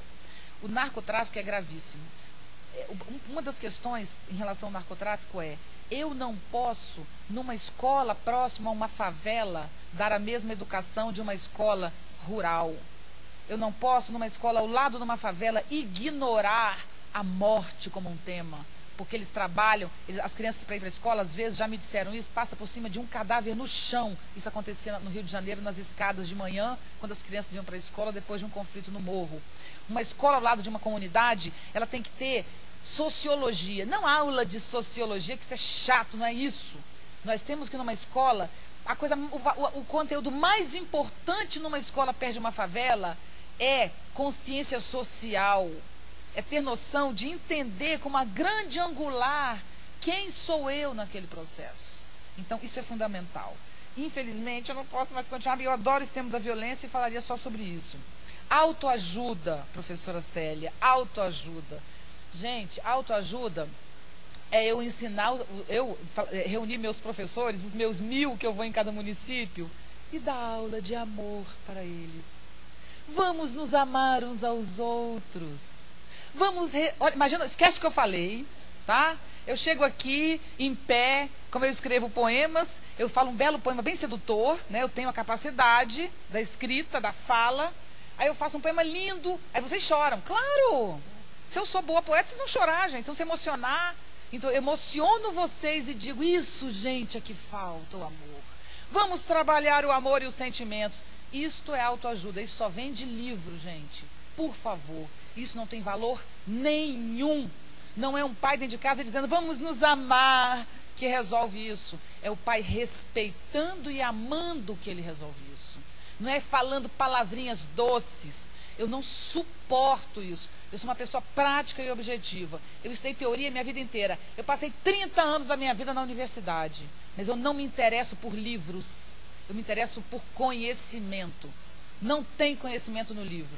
Então, um livro de autoajuda não tem absolutamente nada a não ser enganação e enrolação. Por favor, não é isso que nós precisamos. Nós precisamos melhorar o nosso desenvolvimento intelectual e cognitivo. Nós sofremos porque a nossa intelectualidade é rasa como um pires. Sabe como é que eu analiso as coisas? Ou é bem ou é mal. A gente vai discutir um tema e eu recebo e-mails assim na CBN, que é assim, quando uma ação vem do governo, o governo fez não sei o quê, qual é a tendência? É dizer, não presta, né? Claro que não presta. O que é isso, gente? Por que uma ação vem do governo não presta, gente? Por que o secretário anuncia uma questão, os professores já vão logo o pé atrás, é para mim enrolar. É assim que o nosso raciocínio existe. Ou seja, é um raciocínio em linha que opõe o tempo inteiro o governo ao que é bacana, que opõe o tempo inteiro o bem ao mal, o certo ao errado. Uma discussão em rede eu na CBN sou criticada e elogiada por isso. Hoje mais elogiada, mas no começo muito criticada. Diziam que era em cima do muro, sabe por quê? Porque às vezes eu analiso o Ministério da Educação, que eu adoro falar de educação, mas todas as coisas do governo eu elogio muito. E depois eu critico numa outra situação muito. E numa outra eu critico e elogio. Que é isso? Quer dizer, que se eu sou contra o governo, tem que ser contra tudo que o governo faz. Se eu sou a favor, tem que ser a favor de tudo que ele faz. Isto é cognição de quinta categoria. Se você tem um filho e você é uma pessoa conceitualmente inteligente, você vai ver seu filho como afeto, como intelecto, como adolescente, como tudo ao mesmo tempo. Mas não, eu não vejo meu filho. Eu crio um projeto de filho na minha cabeça e olho para ele. Eu não olho para o desenvolvimento do meu filho, muito menos o professor para o aluno. Então, nós sofremos de falta de conteúdo, desenvolvimento intelectual. Parar de pensar como um pires e pensar tudo ao mesmo tempo, todas as questões. Livro de autoajuda é exatamente o caminho contrário. Papinho furado. Cuidado com esses papinhos furados, que nhenhenhenhenhenhenhen. Entendeu? Não é isso que ajuda a gente a viver. O que ajuda a gente a viver é atitude, coragem, determinação. Não diante do governo, da secretaria, não, diante da vida. Eu acho que eu terminei. Bom, vamos ao segundo bloco. Vamos começar com o professor Adelmar Carabarral, de Novo Hamburgo. Logo em seguida, Justina Silva, nossa ex-presidente. Bom dia a todas e a todos. Professora, a nossa cidade de Novo Hamburgo foi presenteada com a Blitz da Educação do Jornal Nacional. Foi a primeira cidade. Eles entraram com as filmadoras nas duas escolas, a escola boa, 6,1 no IDEB, a escola ruim, 3%, índice de 3%, como se fossem metralhadoras. Assim, né? Então, falaram aquilo que nós já sabíamos. Né? Nós já sabíamos disso. O problema foi a confusão que eles arrumaram com os professores e com a comunidade. Comunidade que há 3 meses, há um mês antes, aliás, tinha perdido 3 alunos dessa escola num desabamento porque a chuva foi muito cruel com a gente. E a Globo não sabia disso. Eu saí defendendo meus professores, todos eles. Mas também eu fiquei com uma pulga atrás da orelha. Por que isso? Porque de fato, nós estávamos em 2010 com 8,9% de reprovação na nossa rede, que dava 1.813 crianças reprovadas. Num universo, e eu falei isso para os profs, num universo de 100 e poucos milhões de reais na educação, chegar com 9% de reprovação significa em torno de uns 10 milhões de reais que a gente deixa de investir até em aumento salarial ou até em construção de escolas. 10 milhões de reais dá 5 creches novas. E aí eu perguntei para elas. A gente fez uma autoavaliação institucional. E o que veio de resposta pela reprovação foi tudo terceirização. Família, indisciplina, saúde, pobreza. Mas nós fizemos um pacto. E aí eu queria te dizer, professora, como eu fico feliz com a tua fala, porque nós propusemos um pacto do ponto de vista, de fato, qual é o problema que a gente tem na questão da repetência? E aí, pode ser, será que é de saúde? Aí a gente chamou a Secretaria da Saúde. E aí fizemos um trabalho com 1.813 crianças, fazendo uma anamnese com 90 questões pedagógicas, com o professor titular do aluno repetente. Coloquemos a equipe da saúde junto, em parceria, e a assistência social foi muito solidária do ponto de vista do mapeamento e do reforço no trabalho com esses alunos. Por que isso? Porque a gente verificou que dos 1.813, 90% eram alunos do Bolsa Família.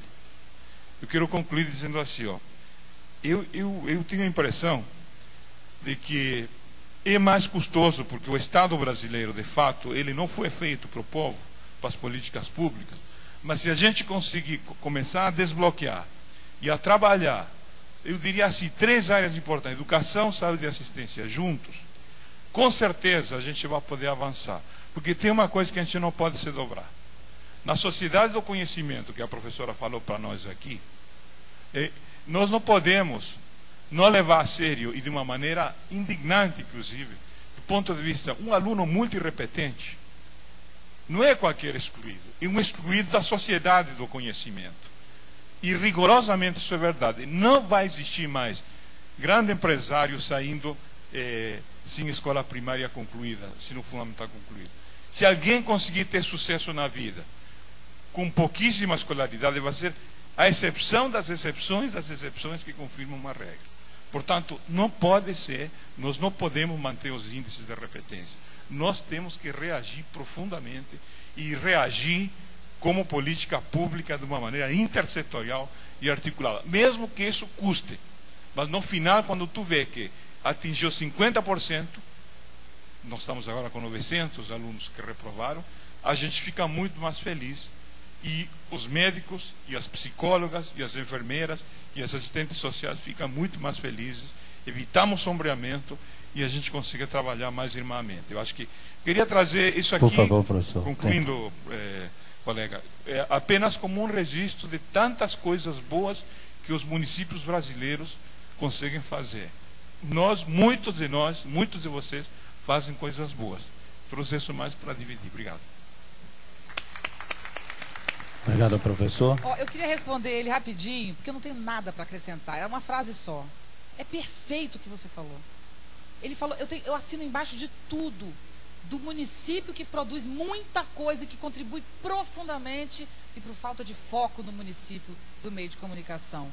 De um meio de comunicação que analisa de maneira rasteira, assim como analisa o Enem, que é excepcional, e analisa de uma maneira rasteira, apenas porque vazou informação. O governo americano vazou informação no Wikileaks. O governo americano foi vazado. Por que o Enem não pode vazar? Agora, porque o Enem vazou, é a pior coisa. Não se sabe o que é o Enem, não se discute o Enem. Então, é raso, é rasteiro. O modo como lida o meio de comunicação, o trabalho é bem feito e não é valorizado. E a repetência, secretário, é exatamente o que ele falou. É custosa para o Estado e é custosa para o professor, que também não tem o seu aumento por conta disso, e é mais custosa para o aluno. Não há maior exclusão do que a exclusão intelectual em relação à sociedade do conhecimento.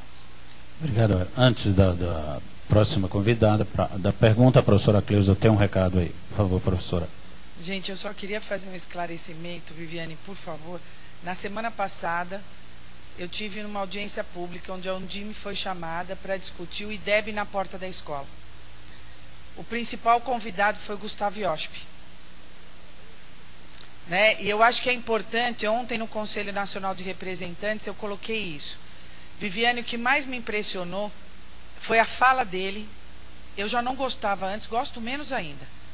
Né? Não tenho nenhum problema de dizer isso, porque se economista entendesse de educação, eles podiam estar aqui sentados fazendo as coisas. Dizer o que a gente tem que fazer, um monte de gente sabe. O que mais me chocou, Viviane, foi o que ele disse. Na educação, não importa o processo, importa o resultado. Que lindo. Então, isso está gravado. Eu fico muito tranquila, Viviane, de estar aqui na frente de 1000 pessoas dizendo isso, porque isso está gravado lá na Câmara dos Deputados. E eu veementemente, a gente já tem uma posição muito clara sobre o IDEB na porta da escola. O Nizam Guanais desenvolveu uma placa. Eu fico imaginando o que é que isso vai significar. E a gente colocou isso lá. Colocar o IDEB na porta da escola, primeiro que o IDEB é público. Segundo, colocar o IDEB na porta da escola vai significar nenhum professor em remoção vai querer ir para determinadas escolas. Nenhuma família vai ir para determinadas escolas. E segundo, os negros, os pobres e os excluídos já têm marcas demais nesse país. Né? E o que vale na educação é justamente o processo. O resultado, às vezes, nem vem no momento em que a gente gostaria, mas ele vem. Então, graças a Deus, todas as entidades, Undime, Concede, CNTE, se posicionaram contra, ele ficou sozinho e se retirou antes da audiência pública terminar. Obrigado, professora Cleusa. Vamos agora a Justina, o último bloco. Professora Justina, depois Maria Pereira, de Vicência, Pernambuco. Professora Justina, do Rio Grande do Norte. Bom dia a todos e a todas. Professora, parabéns pela belíssima exposição. E eu gostaria de fazer uma provocação. Qual o conceito de aprovação e ou reprovação que a gente trabalha na educação pública, aqui entendida como educação básica, não é? Como você própria e bem disse, quando se fala em educação no Brasil, parece-nos que a educação superior não está aí incluída. Fala-se apenas da educação básica. Porém, qual é o conceito de aprovação e ou reprovação? O aluno que caminha de série em série e conclui o ensino fundamental sem nada saber, ele não estaria reprovado? Se estaria, o que fazer para que isso não aconteça? Obrigada. Vamos ver, Maria Pereira, de Vicência, Pernambuco.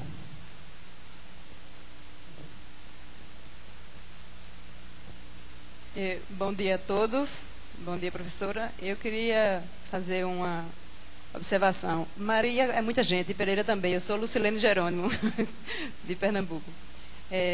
Foi falado aqui na questão do livro didático, aliás, do livro de autoajuda. A senhora colocou perfeitamente a questão da conexão em rede, de que todos, do porteiro ao gestor da escola, estejam imbuídos do mesmo ideal. E, no entanto, em Pernambuco a gente tem visto que o Ministério Público tem prometido punir as redes de ensino que não cumprirem a lei afro-brasileira indígena. No entanto, ela começa, eu acredito, punindo a pirâmide ao contrário.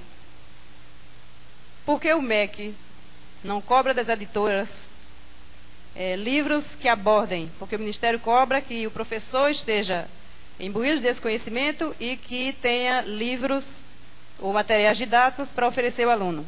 Porque o MEC não cobra das editoras esses livros para que as cidades, as escolas escolham o livro que aborde o tema. E, ao contrário, o Ministério Público vai punir o professor. Obrigada. Obrigado, professora. Lilian Paranhos, de Porto Nacional.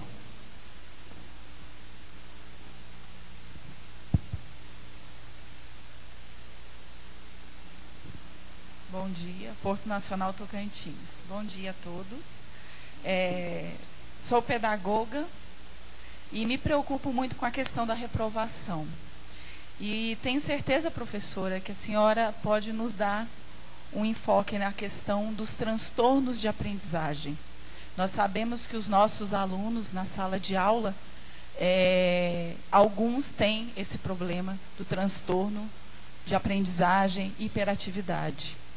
E isso, nossos professores não sabem trabalhar em sala. E nós não temos escolas com profissionais para que trabalhe esse aluno. Então, isso aumenta a reprovação. Aquele aluno, ele fica na sala, ele reprova todo ano, Ele não aprende, ninguém faz nada. Ninguém busca o motivo.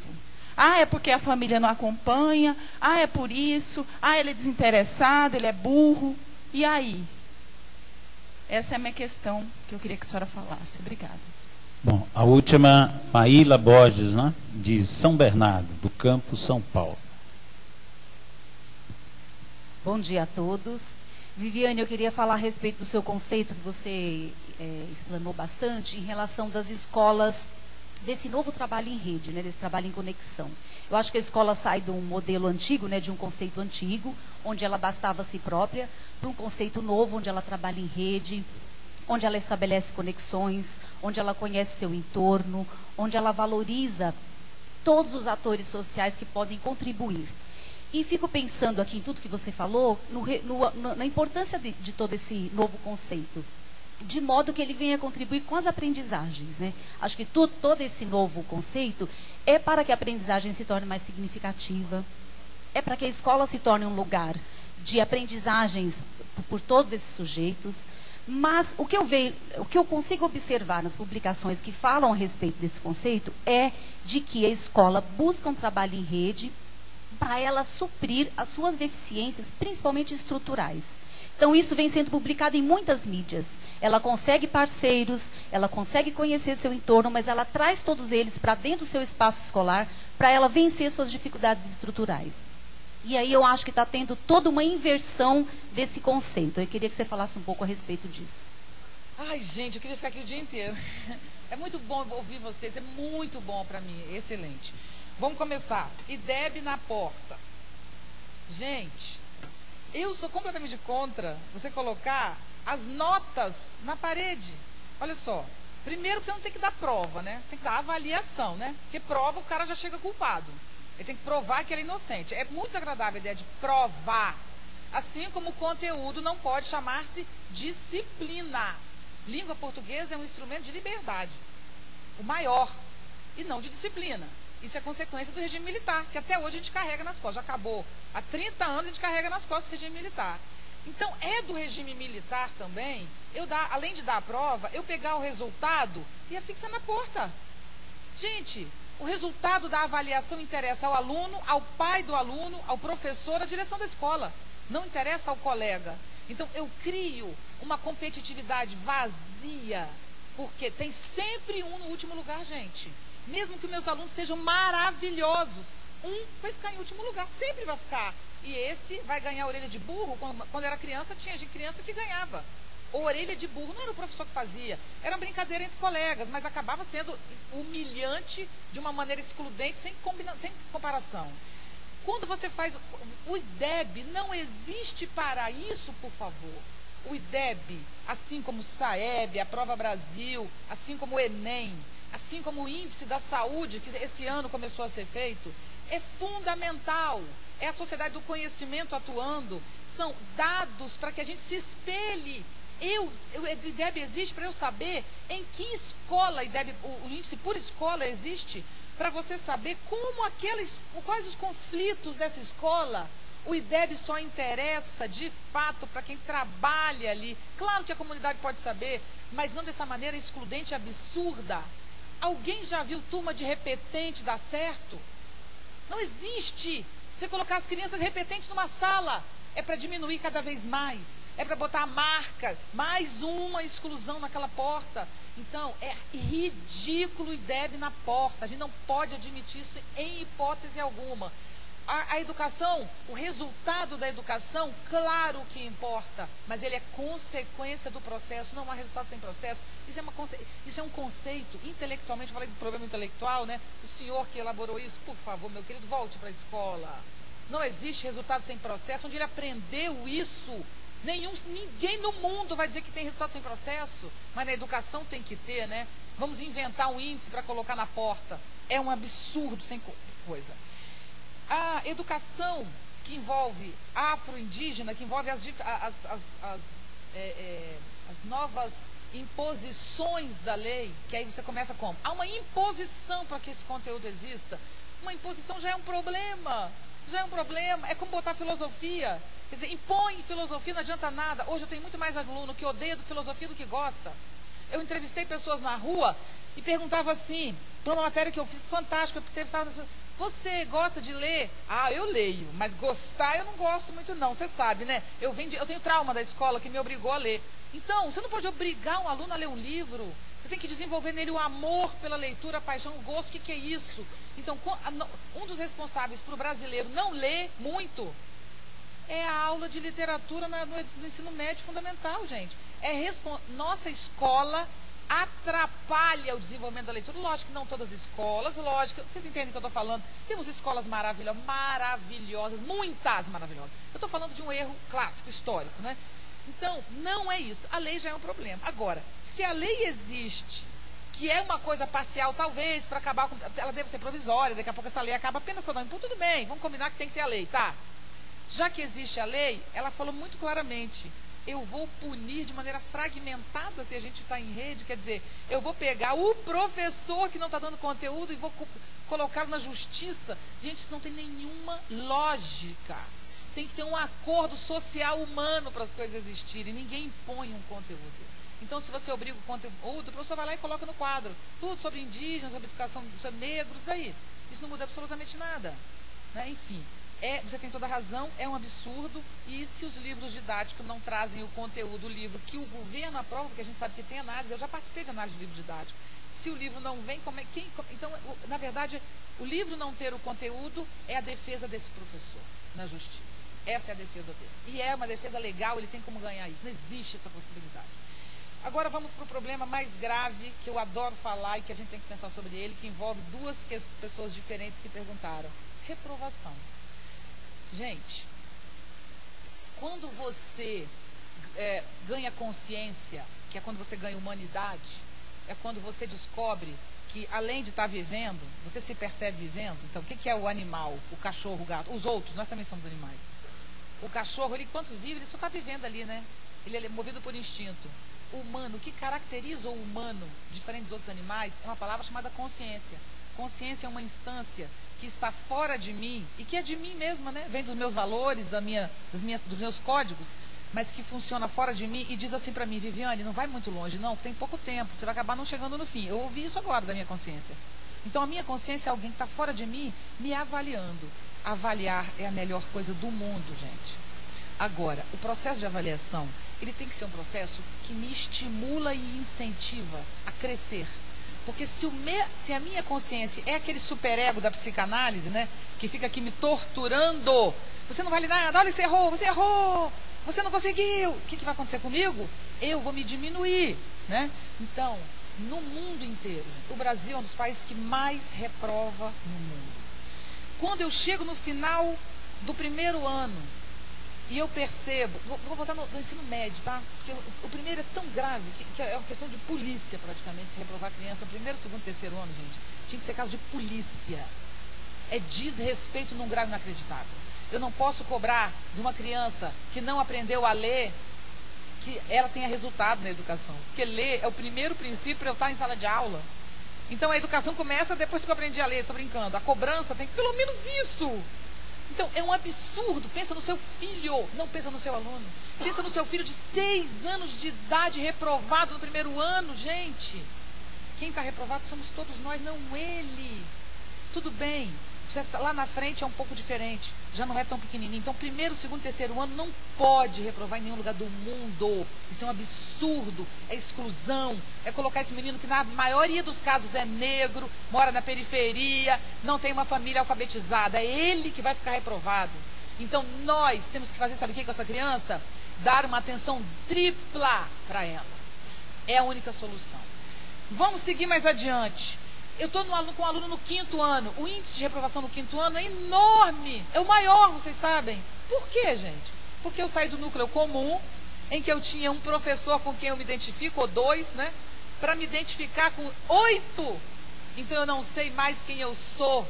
Eu não sei para onde eu vou. Eu não sei a quem me dirigir diante da minha dificuldade. Por isso que o 5º ano é tão complicado. Porque o 5º ano é a marca da fragmentação do ensino, em que cada professor entra em sala de aula para dar conta da sua cadeira. E o aluno não tem ainda uma unidade de personalidade, conceitualmente falando, para ele juntar. Eu, no 5º ano, não tenho condição de juntar o fragmento do mundo que me foi dado em sala de aula. E isso fragmenta a minha ética, a minha moral. Gente, ético, para um cidadão ser ético, ele tem que ter uma unidade mínima conceitual, para ele conseguir avaliar as coisas a partir dos valores que ele tem. Um ser humano fragmentado não é ético nunca. Por isso a gente tem pedaço de gente colada aí, um pedaço de cabeça, um pedaço de braço. Pessoas humanas são raras hoje em dia. São fragmentos. Então, quando eu pego uma criança no 5º ano, que está com essa dificuldade da fragmentação, e ela não conseguiu passar de ano, sabe o que eu tenho que fazer? Eu tenho sim, ela tem que passar de ano para o ano seguinte. Porque quem é pai sabe, a pior coisa que você faz com um aluno, com uma criança, não um aluno, um ser humano de 7 anos, é dizer que ele vai voltar a ter 6. Fala para o seu filho de 7 que o ano que vem ele vai passar a ter 6. O sonho do criança de 7 é ter 8, gente. Como é que você vai botar ela com 6, gente? Gente, se você põe criança de 7 anos do lado de criança de 6, você está dizendo, você está aumentando. Se ela tinha dificuldade de aprendizagem, agora ela tem o triplo. A gente tem que manter as idades juntas. Mas não quer dizer, professora, aquela que pergunta lá em cima, que eu tenha que empurrar esse menino com o que a gente chama de aprovação automática. Não é isso. Eu, no final do ano, com os meus professores, conheço muitas escolas que trabalham como eu estou falando, escolas públicas brasileiras, muitas, e bem, com ótimos resultados. Eu me reúno com os professores e digo o seguinte: olha só, gente, como é que está o Joãozinho? O Joãozinho não foi bem nisso, naquilo, mas ele foi, olha, mas é um menino líder. Ele não está bem no conteúdo, mas ele anima as pessoas, ou então ele não tem, seja o que for, avaliamos o Joãozinho, avaliamos. Quando começa o ano 2, que o Joãozinho teoricamente ficaria reprovado, nós vamos olhar especialmente para o Joãozinho. Nós vamos reunir professores para criar um grupo para ajudar o Joãozinho. Isso é o certo, tá? Agora vem os professores, com toda razão, levantam o dedo e falam para mim: como é que eu vou fazer isso se eu tenho tantos alunos em sala e tenho tantos conteúdos para dar? A primeira coisa para você, que você tem que fazer para acabar com a reprovação, não é uma questão só de saúde ou de família, não. É dar tempo ao professor para trabalhar. Porque se o professor não tem tempo, ele não olha para aluno nenhum. Ele vai para o quadro matéria, matéria, matéria. Então, gente, o pulo do gato, que eu adoro falar isso, a ideia do eixo. O eixo é uma reforma curricular. Se o professor começar a ter no seu currículo, ou seja, se ele oficialmente tiver o direito de trabalhar com conteúdos que têm sentido, eu digo como alguém que participou de uma reformulação curricular séria e maravilhosa, com excelentes resultados no Espírito Santo. Você pode jogar pelo menos 50% do conteúdo que o professor dá em aula no lixo e ele não faz absolutamente nenhuma falta. Se você faz isso, como nós já fizemos, não é uma coisa que eu estou falando da boca para fora. Se você faz isso, você tem primeiro o apoio do Ministério da Educação, porque é isso que ele incentiva. Eu tive muitas vezes no Ministério para participar dessa reformulação. Então, primeiro, o Ministério apoia que você reformule. E que não só isso, o Ministério tem parâmetros curriculares, certo? Parâmetros, não tem um currículo no Ministério. Os parâmetros são levados para o Estado e para o município. Então, o município discute um novo currículo para ele. Só que o município também não faz o currículo, não.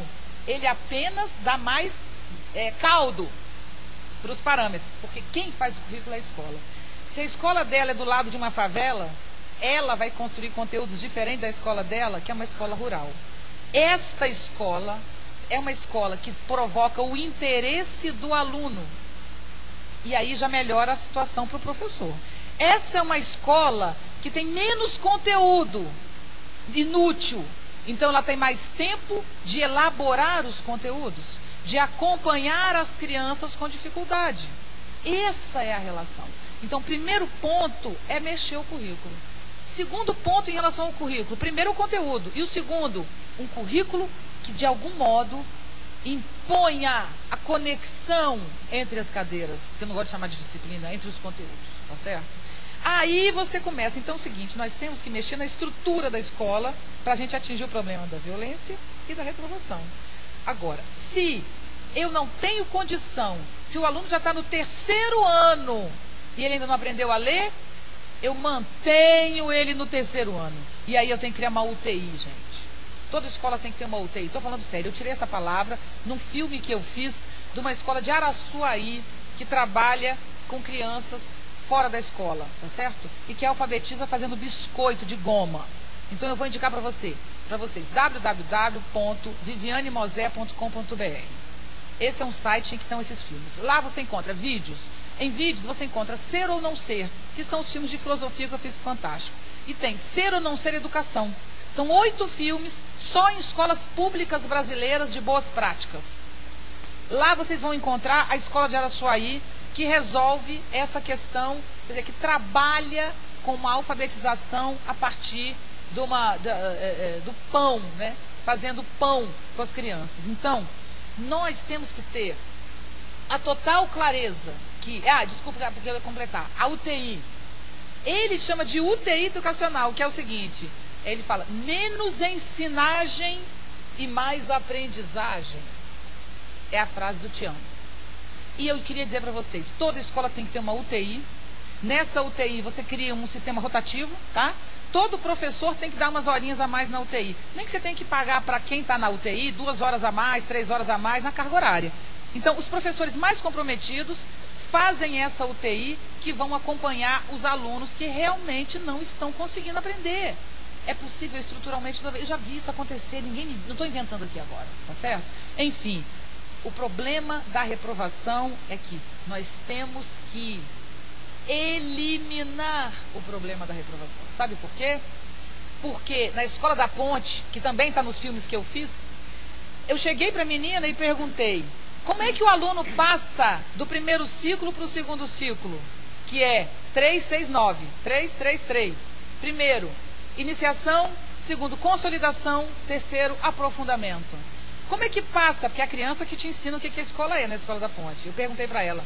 Ela falou, olha, passar da iniciação para a consolidação é quando a criança já desenvolveu autonomia e responsabilidade para a idade. Eu falei, como? Ela sabe cuidar dos materiais, ela sabe levantar o dedo para falar, ela não puxa a cadeira fazendo barulho, ela pendura o casaco onde deve, ela já aprendeu a pesquisar, ela já aprendeu... Eu falei, vem cá, Sarai, a menina, não é quando aprende a ler que passa? Ela riu da minha cara, sarcasticamente disse, mas se a senhora fizer isso, algumas crianças nunca vão passar, porque algumas crianças nunca vão aprender a ler. Nós aqui trabalhamos com todo tipo de criança. Por que uma criança não sabe ler, ela tem que estar fora da escola? Palhaçada é essa? A escola só pode ser quem sabe ler? O professor tem que ter sala de aula. Uma criança que tem dificuldades cognitivas, mesmo, problemas congênitos, genéticos, ele nunca vai aprender a ler. Mas nós temos também que ter a criança que aprendeu. Meu filho aprendeu com 4 anos a ler. Também a mãe que ele tem está lá, filho único, de professora. Né? Nada normal, nada demais, né? Agora, o menino que chega com fome, que não tem pai nem mãe, que tem... Gente, você quer que esse menino aprenda a ler junto com meu filho? É impossível. Dá mais um tempo para ele. Acompanha ele. Porque às vezes ele terminou o fundamental e ele aprendeu a ler no 8º ano. Porque ele tem problemas, realmente dificuldades. Mas o problema todos temos, em algum grau. Então, todas as crianças, cada criança é ela tem que ser tratada como uma, e nós temos que fazer com que cada criança se desenvolva ao máximo na sua potencialidade, e não no que o governo, o município, o estado, a sociedade ou o meio de comunicação quer. Isso que a gente tem que trabalhar, dar dignidade às nossas crianças, para que elas possam ir no máximo delas, e não no máximo do que eu acho que elas devam ir.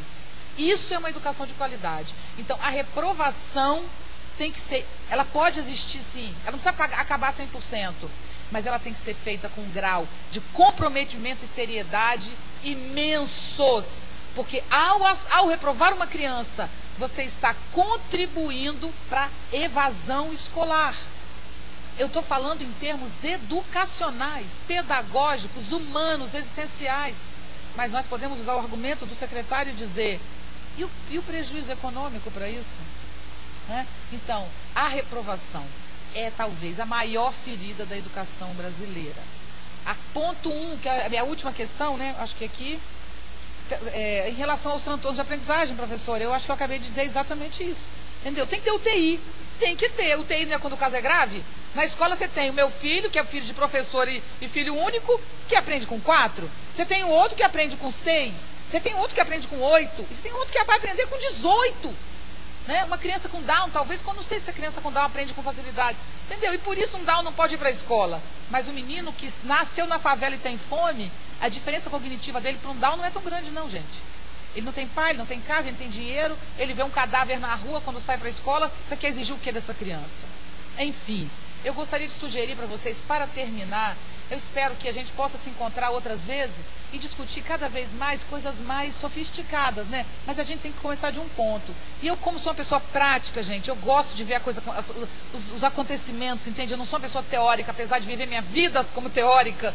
Eu acho que o conhecimento tem que ser para a vida. Ponto 1. Pensem numa reformulação curricular séria, em que professores façam a reformulação, orientados por um grupo de pessoas que já sabem o que é uma reformulação. Ou seja, nós aqui montamos um grupo de 5, somos pessoas que estão dentro desses conceitos que eu estou trazendo, ou dos que você acredita, talvez não sejam os meus, não importa. Mas se você tem conceitos que você acredita, que você discutiu, que você pesquisou, chegou a esse consenso, você faz esse grupo. Aí você pega os seus professores, faz um representante por escola, num grupo. Depois você faz outros grupos que você quiser. Os professores melhores também pode ser outro. Enfim, você cria grupos, né? De escadinha, né? Então você chega na escola, faz um grande palestrão para todos os seus professores e provoque isso que eu falei. Pense, o conteúdo que você ministra em sala de aula ajuda o aluno a viver melhor? Ajuda o professor, ajuda a escola, ajuda a cidade? Não ajuda ninguém esse conteúdo? Então joga ele no lixo. É isso que você provoca. Pede para eles pensarem. E aí eles vão começar a trazer propostas. A gente apresenta essas propostas para o grupo de especialistas. Aí os grupos de especialistas analisam e falam assim, professores, tudo bem, mas aquilo que você falou é importante, pensa bem. E aí a gente vai discutir, porque se não for o professor que fizer a reforma curricular, eles vão pegar esse currículo e queimar na praça, como foi feito em São Paulo, quando foi feita a reforma em São Paulo. Tá certo? No Espírito Santo, só no período de discussão curricular, o nosso IDEB cresceu significativamente. Só na discussão. O Espírito Santo hoje, se vocês olharem lá nos índices, vocês vão ver que o Espírito Santo, né, gente? Vocês sabem o que é, né? Ninguém, né? Meu estado. A querida Célia está aqui, de Cariacica, município do Espírito Santo. O Espírito Santo era lugar de violência, morte, corrupção, destruição, não é isso? De bandido, não é isso? Quem podia imaginar que o Espírito Santo hoje estivesse em 5º e 6º lugar? Ele está entre o 5º e o 6º lugar na educação brasileira. Olha os índices. O Rio de Janeiro está em penúltimo.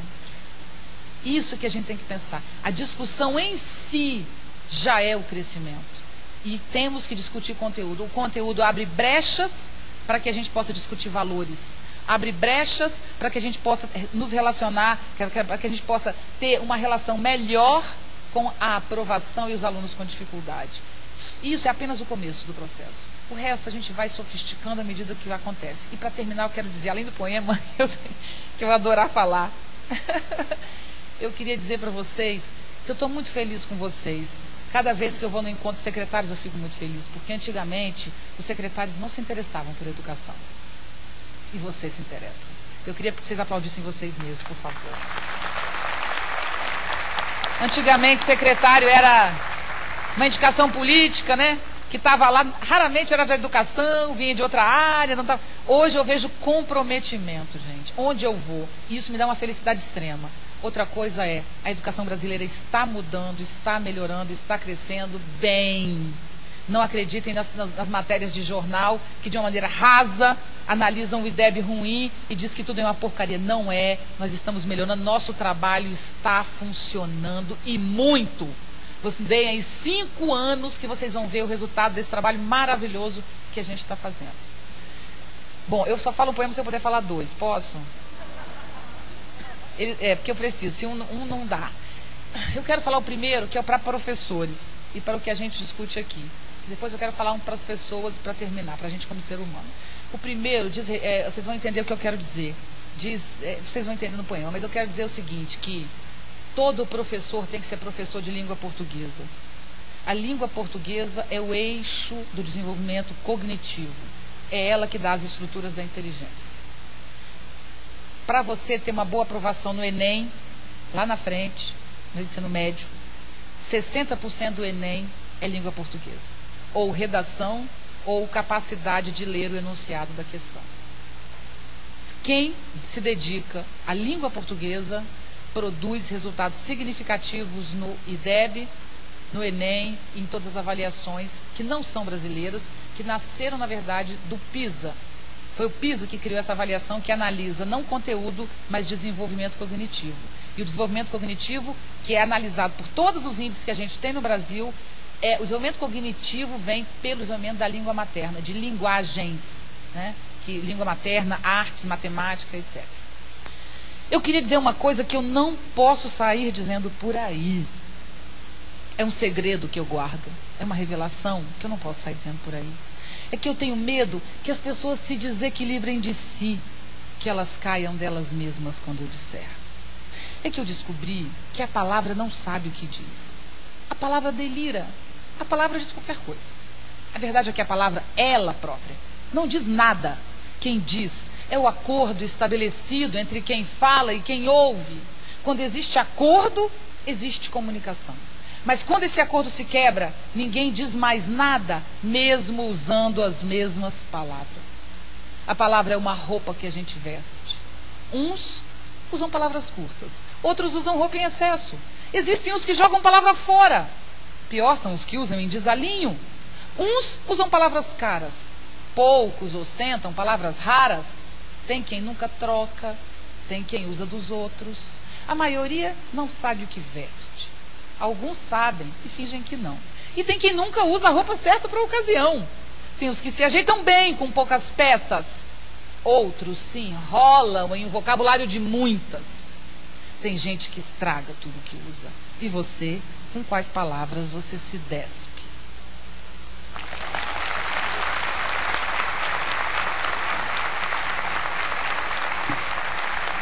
E o último, para terminar, eu vou falar em pé.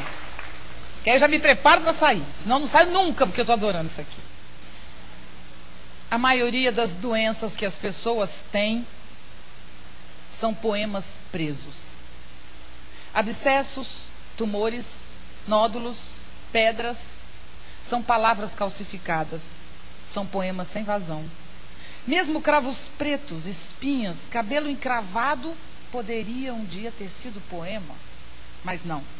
Pessoas adoecem da razão de gostar de palavra presa. Palavra boa é palavra líquida, escorrendo em estado de lágrima. Lágrima é dor derretida. Dor endurecida é tumor.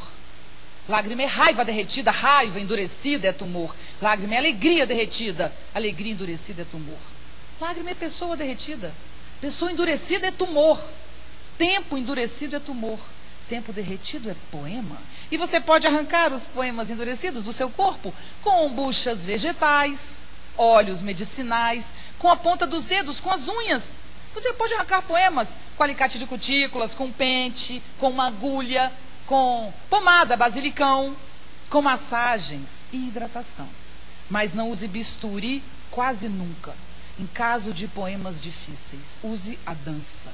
A dança é uma forma de amolecer os poemas endurecidos do seu corpo, uma forma de soltá-los das dobras, dos dedos dos pés, das unhas. São os poemas cóccix, os poemas peito, os poemas olho, os poemas sexo, os poemas cílio. Atualmente eu ando gostando de Pensamento Chão. Pensamento Chão é poema que nasce do pé, é poema de pé no chão. Poema de pé no chão é poema de gente normal, gente simples, gente de Espírito Santo. Eu venho do Espírito Santo.